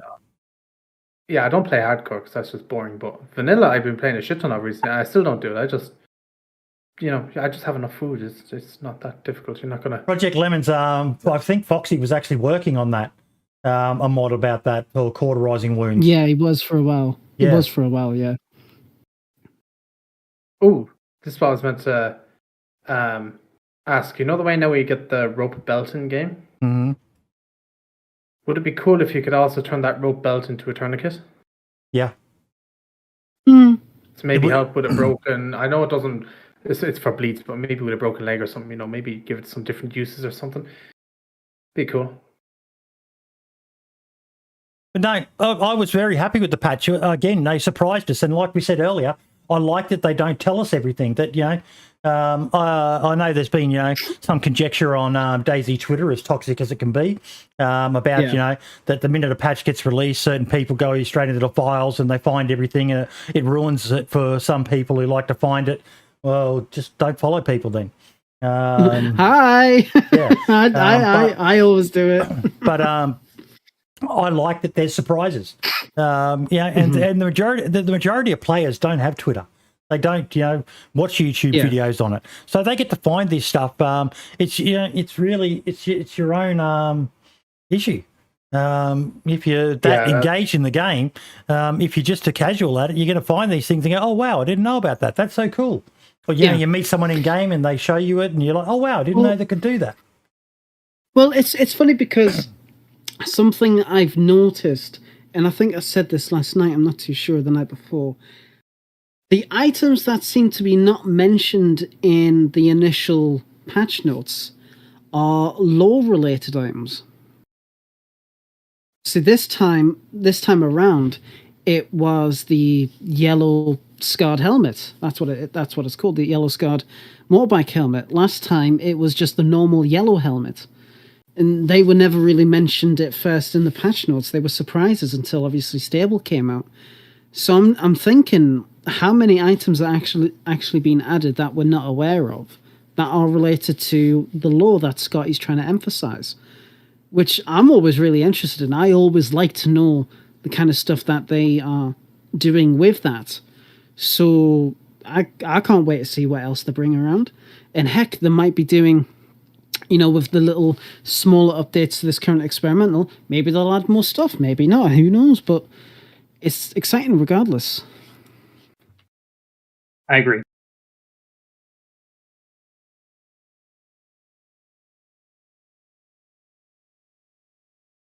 Right, we're getting near the end, folks.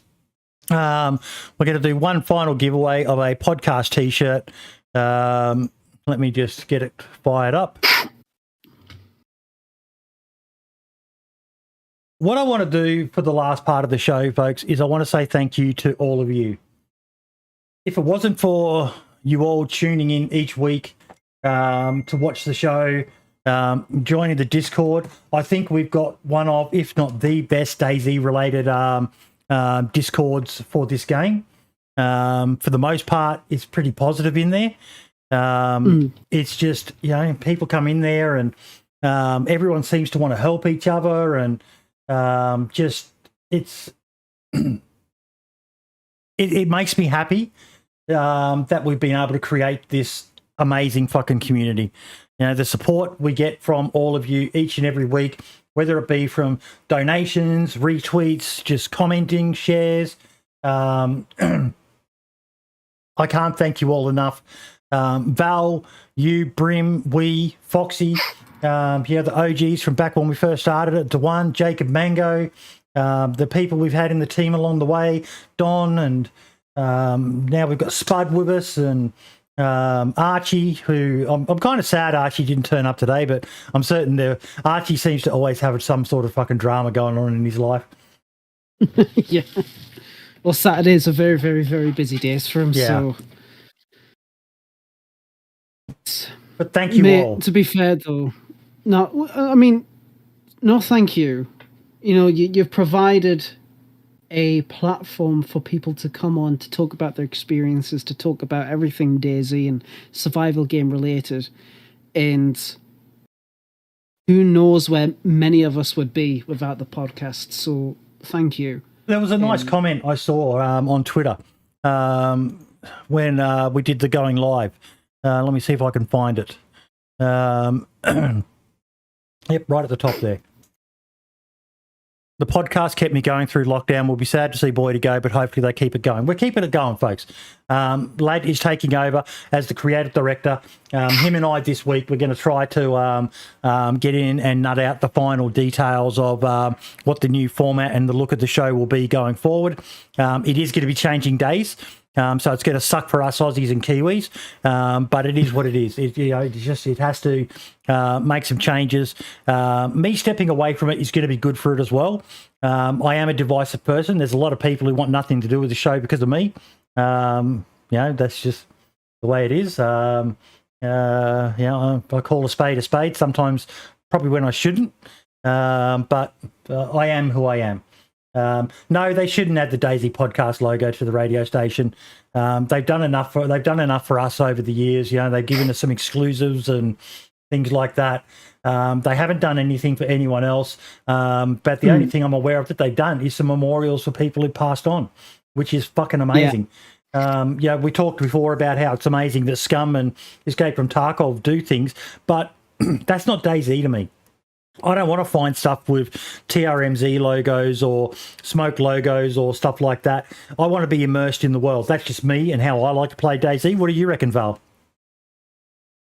No, I agree. I think I mentioned it like various little things before that can break immersion. And I think although it's obviously a nice gesture to do things like that, I don't think it would be relevant to DayZ or the lore, or the law of DayZ anyway. I'm not against them. Like, did you see the stuff that it's on Banov that Cabello's done there? Yeah, like the billboards. Yeah, I think it's pretty cool. They're beautiful. I got in the shit. Paul in particular took offence with me when I pointed out that the logos. Taupe's was the worst one for me. That big bright red square. It just looked so out and ruined the immersion. But I paid for them out of podcast money to get redone, and now they look a lot more immersive. They still reference the person. The Running Mans we changed to a pair of sneakers from in the game, and with a TRMZ logo on it. And Taupe we turned into a mushroom farm because for those who know Taupe, he loves his mushrooms. He actually goes out and picks wild mushrooms in the forests of Poland. We reworked them.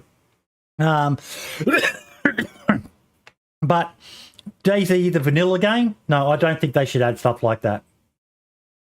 Also, I think it might have been this update I saw. It was either on Twitter or Facebook or something where I think they've added another memorial somewhere on the map in Trenorous. I can't remember where it was, but I know certainly they added one this update as well. So they're always adding little things like that. They mightn't mention it, but they'll always just add it in, and then the person who requested it or stuff will always know it's there.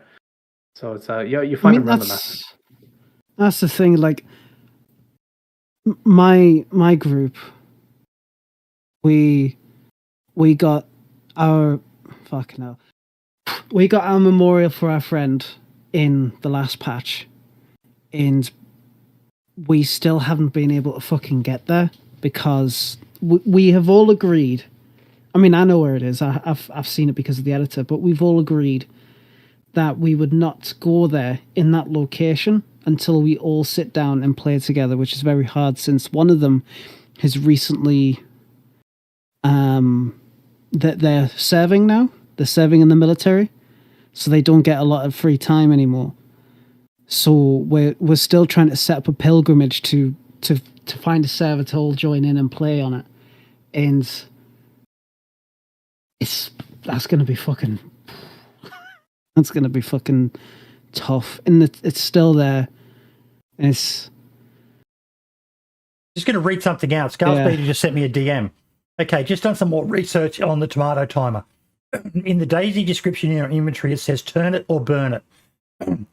This phrase was used in the Vigor PR around its release. So the DayZ and Vigor timers are related. In Vigor, when you go into a mission, your character automatically sets their tomato timer to count down, so they know when the radiation clouds are approaching, so they know to evacuate the area. So this means that the DayZ tomato timer could be a simple nod to fellow BI devs, or perhaps radiation clouds are coming to DayZ. So there you go. You heard it first here, courtesy of Skullspeeder. Radiation I really clouds hope for radiation clouds don't Tissy? come in. What about if they only spawn a Tissy, though? I don't like that idea at all. I really do not like that idea. Radiation clouds. Unless they add it in a really tasteful way. No. I do not like that idea. Nah. Because if they're going to do radiation clouds, I want the proper fucking clouds. Bring back clouds. Clouds are fine. Don't listen to them. The OJ, Marx is already firing up a Vegas movie maker. Look at him. Nah, I wouldn't do that. Nah, it's nothing there. Well, actually, there is. Yeah, no, Yeah, you're there right, is. actually. Yeah, There I is. need that. Give me that message afterwards. Fuck's sake. I already have the clip time stamped from nearly 2 hours ago when we first started talking about this, so I know where to go back to. Yep. Don't forget to enter the raffle for the t-shirt, folks. But yeah, look, I cannot thank you all enough. It comes back to, for me, being back in the day, I always wanted to, be a content creator and all the rest of it. And then I kind of realized I wasn't good at it. I wasn't good at doing, videos of gameplay and stuff like that because my play style is fucking boring. I'm a survivalist. I'm not an action, run and gun sort of player. I still wanted to do something and contribute. And then, probably one of my greatest attributes is seeing an idea someone else has done and not really capitalized on it. Or thinking of a way that it could be changed. You go to the website I referenced the two inspirations for the podcast, and that was Barely Infected and Super FT LOL's Altercast. And then Cooper, Ragebra, and Septic Falcon doing the Compass podcast. But I always felt there was a better format for it. I used to dream of one day being able to jump in with Barely Infected and Super FT and just chew the fat about it. So that's where I went with it. The same as my Spotlight interviews. They're taken from watching an old video of Vigilante Gamer where he interviewed Sarah Moore. And I thought there's something there, to be able to do more. And that's one of the main reasons, as well as a bit of burnout. Getting up, this morning I almost slept in again. I had alarms going from 3 a.m. and it was like, 5 more minutes. Thankfully, my missus, she's such a good woman. She was doing her alarms as well. And she's like, Boydie, you better get up. And I looked at it, it was 15 minutes before go time. It was like, oh, shit. So quickly jumped in. But it's, this show, I'm so happy with where it's gone. LM, you need to put a space between the exclamation mark raffle and the number of tickets you want, mate. You can have up to 100 tickets. You need to be a follower to enter. Got a minute and 30 left, folks, but I'm just really happy with where we've gone, and I'm excited to see where you take it in the future, lad. I've said this before, and I'll say it again. I am excited, and I'm also really nervous about how things will go. And I just hope that everybody in chat, I know I've had quite a lot of people come in, they've talked, and we've had really good discussions and good back and forth.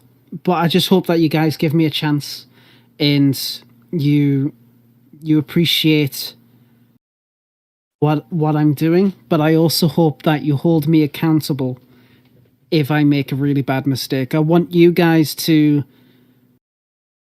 be there for me as I would be there for you, because I have a lot of respect for all of you. I really, really do. I care about all of you a hell of a lot, and I want to make sure that I do the podcast justice and lead it in a good direction, and we're able to achieve more and better things. It will grow. And congratulations on the win, Luke. Congratulations on the win. Click the link, fill out your details, and you'll get your. And we'll like to see someone on the YouTube side win something. Yeah, fucking finally. Makes Mark's happy. Mark's is a YouTube fanboy. Yeah, it's better than Twitch. But yeah. What? But yeah, like I said, I really do hope you guys do stick with us and just. They're going to stick, can't mate. wait. They're going to stick. People love the show. People just love talking about DayZ. And, even before when we had Dude on, and, there was a bit of disagreement, but chat didn't go fucking mental. There was no one calling us to fucking burn him or, burn DayZ or anything like that. It's one of the things I think that sets us apart is we're prepared to talk about the things that, might not, other people, they get the shits and they're, you're fucking hating on DayZ. No, we're not. We wouldn't do a fucking DayZ podcast if we hated DayZ. We fucking love this game and we just want it to be the best it can be. That's all it comes down to. Like as Scarles Peter said, Lad and I were being very picky when we were talking about the animation on the CR550, but it was just something that, we're mega fans of the game. We want it to be as perfect as possible. So we're going to call out, just little things. Not because we're hating on the game and we want to go, see, they can't even do that right. But it's, just something we notice. I mean, if we notice it, I'm sure we're not the only ones. Listen, DayZ, go back to Scum, okay? So for everybody watching visually, I hope you had a good fucking view there of me fighting to put on my fucking jacket. I'm cold right now. I'm very fucking cold. The temperature's all of a sudden just gone. So for the audio folks, I was struggling to put on my jacket and it was embarrassing. So, but that's the thing. I want to provide an unbiased and fair platform for not only our guests but for our viewers as well. We want to be able to offer our opinions on everything as best as we can, and to talk freely about what we think about it. And I've always said, I'm a major fan of DayZ. I love the team. I love what they're doing, and I'm excited to see where they're going with it. Jacob Mango is audio. He is nothing. He is not a man. He's not a machine. He is just audio. But fuck, you completely. Yeah. So I just nearly forgot entirely what I was going to say. But even though I am a fan, I want to be able to be sure that you guys can count on me to hold the team accountable as well. If we feel that the team is not doing the best, is lackluster, or an update's terrible, or they're doing something that's really controversial, we'll want to put them up to that. We'll want to hold them accountable for it. Because that's the only way that a team can grow, but only ourselves. I need to do something. B, is it your birthday today, is it, mate? Oh, is it B's birthday? Mate! You better still be in fucking chat and respond, because I'm telling you now. Wait, no, hang on. It's his birthday. Waiting for him to reply, because if he is still here, he has to wait. No, Boydie, don't do it. I know exactly what you're going to do. Don't do it, please. No. God, wait. No. Don't do it. I think you should make it a soundbite. No. In remembrance of Boydie. No. Okay, there he is. There he is. B, this goes out to you. Happy birthday to you. Happy birthday to you. Happy birthday, dear B. Happy birthday to you. Congratulations on B turning 10 years old. It's now just been on the FBI's most wanted list. It's something I do God. Whenever someone says they've got a birthday. Those who know. I saw Brendan's like, oh, please say no, because he knows what I do when it's someone's birthday. Oh god. Yeah. By the never way, tell that anybody when tasted it's my fucking birthday again. revolting. I think I need to wash my pop filter. Oh. Oh.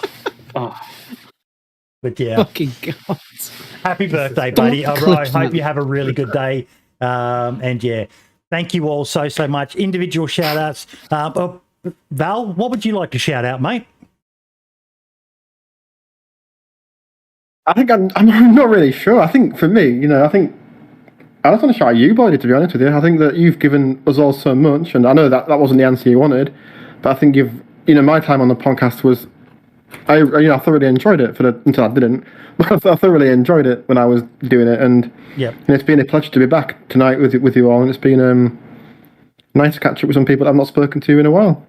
It would have been great to have had Wee and Brim here as well, but yeah, fucking Wee, oh my God. Guy couldn't organise a route in a brothel with a fistful of $100, I reckon. No, probably not.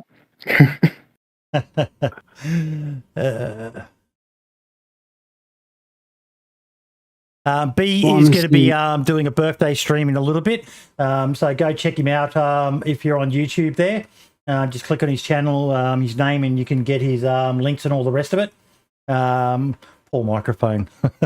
But yeah, thank you so much. That's a very nice thing to say, Val. And we've come a long way from those early days, mate. We were pretty rough and ready back then, but when it was called the Boomer Zone podcast and all the rest of it, but we've come a long way, and I think we've done a pretty fucking decent effort with this show. And yeah, thank you for being a part of that journey with me, Val. You still got your coffee mug? I do, and you're very welcome. I do, yeah, I do. Yep. Still use it. Awesome. Dump, what about you, mate? What would you like to shout out? I would like to shout out a content creator, amazingly enough. I would like to shout out the guy called Persian Pistachio. He streams on Twitch a lot, and he loves his hardcore Iranian guy? Yes, I love watching him. He is so much fun. Has a very good sense of humor. Mm-hmm. But yeah, he's definitely someone to watch, folks. If you want to see somebody who plays hardcore and who isn't boring like me. Share his link in chat. Yeah, of course. Yeah, no, we rated him a few weeks back, I think, after the podcast, on your suggestion. And Yeah. Yep.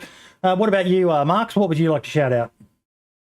I got to give it to the update and everybody who's just watched, like, anybody's just watched my update videos. I broke, I think, 2 records or 3 records even. Yes. The day it came out, it broke 50,000 views in just over a day. It was like a day in like 20 minutes or something like that.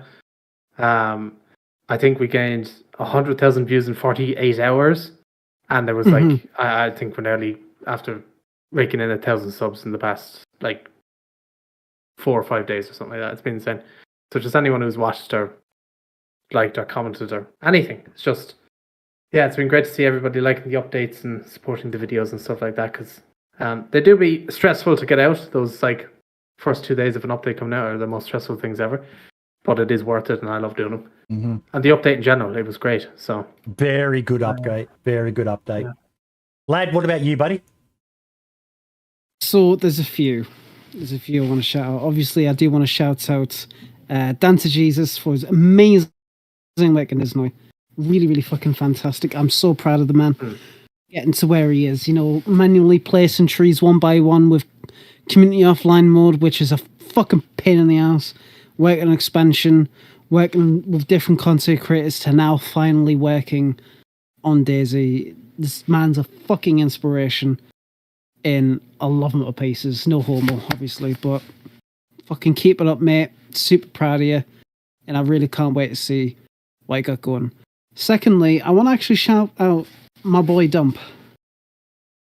Yeah, right, boy. So obviously we've talked about his building fortifications mod, but I just want to say that it's nearly reached 75,000 subscribers on the workshop. And I know subscriber counts what mod is whatever, but for okay, it's definitely some homo, but with Dom's mod, he's spent so much time and energy working on it, creating this really, really fantastic mod. So if you're a server owner and you haven't got it on, give it a shot. Let your players have fun with it. It is really, really fucking cool.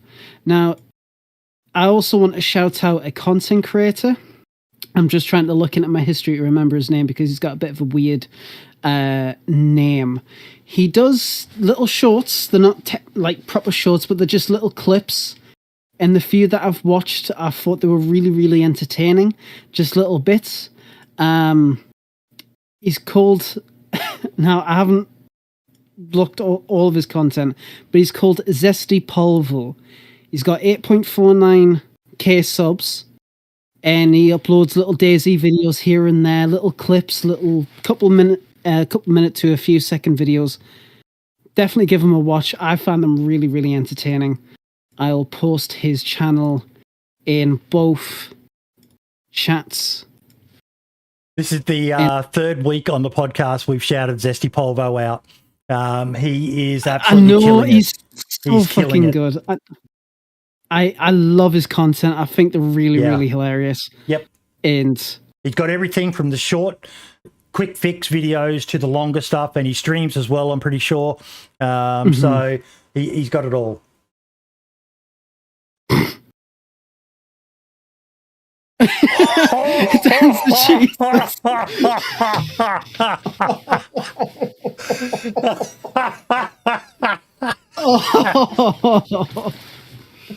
Oh boy! Shout out to Arkansas. Boy! Shout out to Arkansas. I can't say any more because I'll get moved off Twitch. But... Oh God, DOJ! You won the internet today, mate. You just won the internet. That's a good one. We're not even going to go into it. That's gold. That's funny. Those who know. Those who know. Oh my God. Yep. Oh my God. The best part of it was I saw it. I started laughing. Marks was obviously looking off at something else, and he's wondering. Something else, yeah. He's wondering what are they laughing at? And then I enjoyed watching your face. Then thank you for your webcam today, buddy. That was a good one, though. Yeah. Shout out to the Reddit mods for being biased and mean, but shout out. Lad, you got anything else, mate? Yeah, the fucking guy who sold us this fucking jacket, he's an absolute legend. Nice. But no, that's all I have for tonight. Everybody watching who has always watched from day one to now, thank you. And even though we've got 2 more episodes, you're going to be Miss Boydie. You really are. Thank you. Marks, when are you retiring from the podcast? Is this your last episode, or are you going to do the next 2 as well? I don't know about next week's one, but the one where we have the Armored 3 guests on, I want to... Yep, Sergeant Savage. On for that one. Yeah. And I'll be still on episodes here and there, hopefully, when updates come out or something like that. Yeah. But I'm just going to be more behind the scenes stuff. So yeah, today is pretty much my last. It's going to be the same for myself. I'll come back for some certain episodes every now and then. Obviously, we'll clear that with Lad. He'll have to say as to whether we can come on or not, because it's going to have to tie in with his schedule. Have you been thinking about future guests and all the rest of it?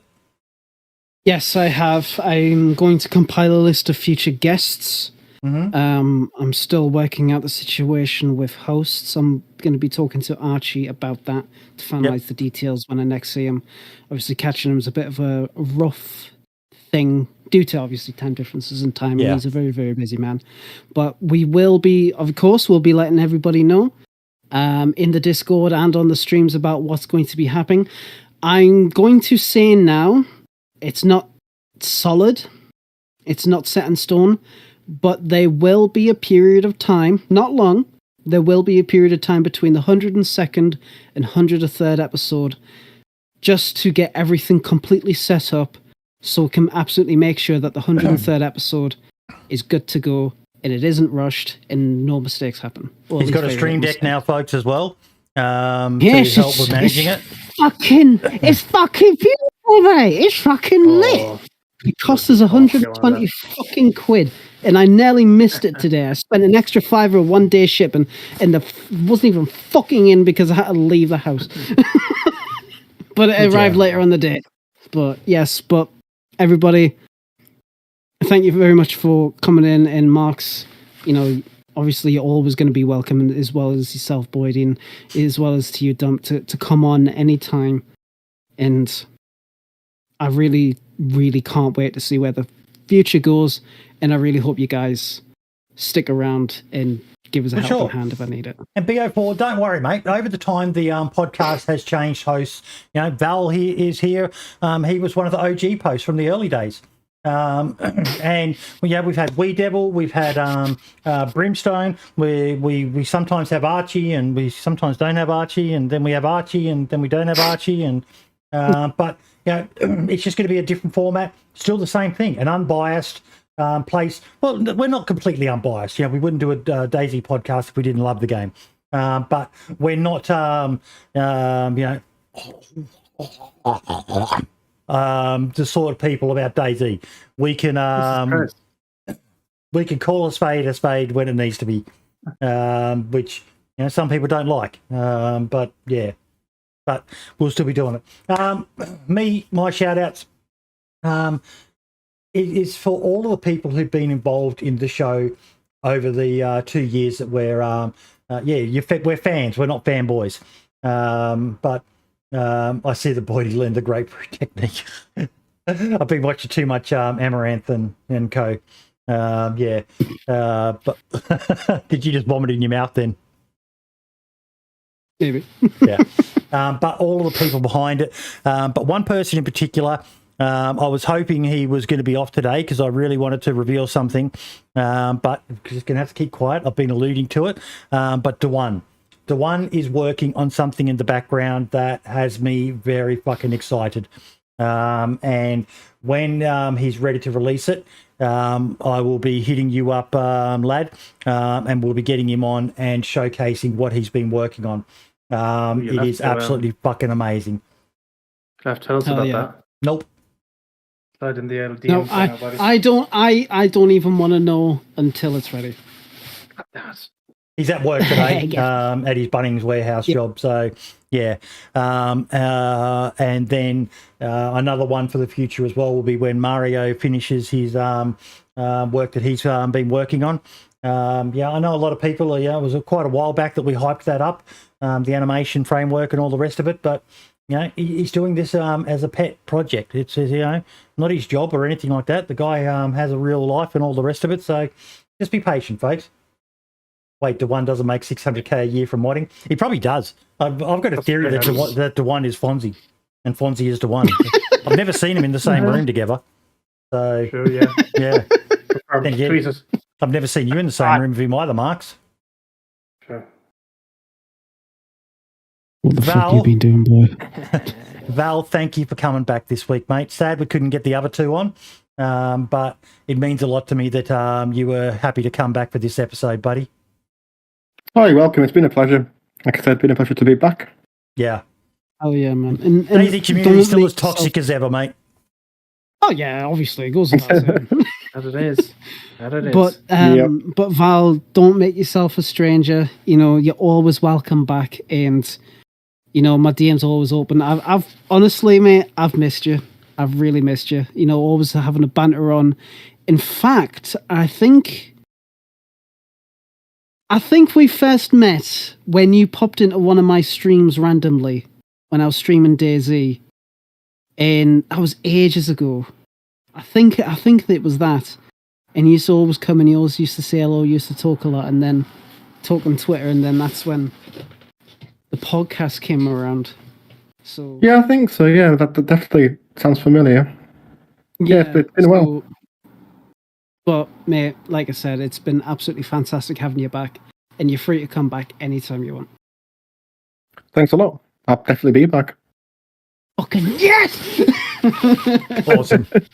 Don't be that excited. Oh. Ladies and gentlemen, we are done for the 100th episode. It's hard to believe that we finally reached triple figures. But it makes me proud. Makes me very, very proud that people have enjoyed the show and just keep on tuning in. And we've got subs over on Patreon, I've got subs on YouTube, and we've got people donated today. And It's a special feeling when you're a content creator and people reward you, not just financially, but just by leaving comments and watching your videos. Hey, Marks. Oh yeah, it's the best. Not even the money; it's just those nice comments. Yeah, they'll make the comments. Honestly, are more important. Good comments can make your day. Bad comments can break your heart at times. Yeah. Oh yeah. Yeah. Can be rough out there sometimes. Always just what's the best way to explain it? Keep your head up. Then tomorrow will always be a better day if your comments are bad and this and that. But yeah. Yep. Absolutely. Next week's guest. Let me just check the. Next week's guest is Sergeant Savage. Sergeant Savage. That's going to be a good one, folks. That is going to be a good one. That's the guy who was one of the members of the Operation Prairie Fire community DLC for Arma 3. So he's also the creator of the Full Tilt Gaming service, which are making a bit of noise as well. They've got AI that run around the maps as well. So he's got a lot to talk about. Very fucking nice. Can't wait for that. Right. We will see you all next week, ladies and gentlemen. Same time, same place. Folks, say goodbye. Dump, pleasure to have you again as always, mate. Bye, guys. Thank you. Later. Val, Bye, guys. don't be a stranger, See you mate. later, everyone. Will be. Bye, everyone. All the best, everyone, and ciao for Take now. care. Bye-bye. See you later. Bye-bye.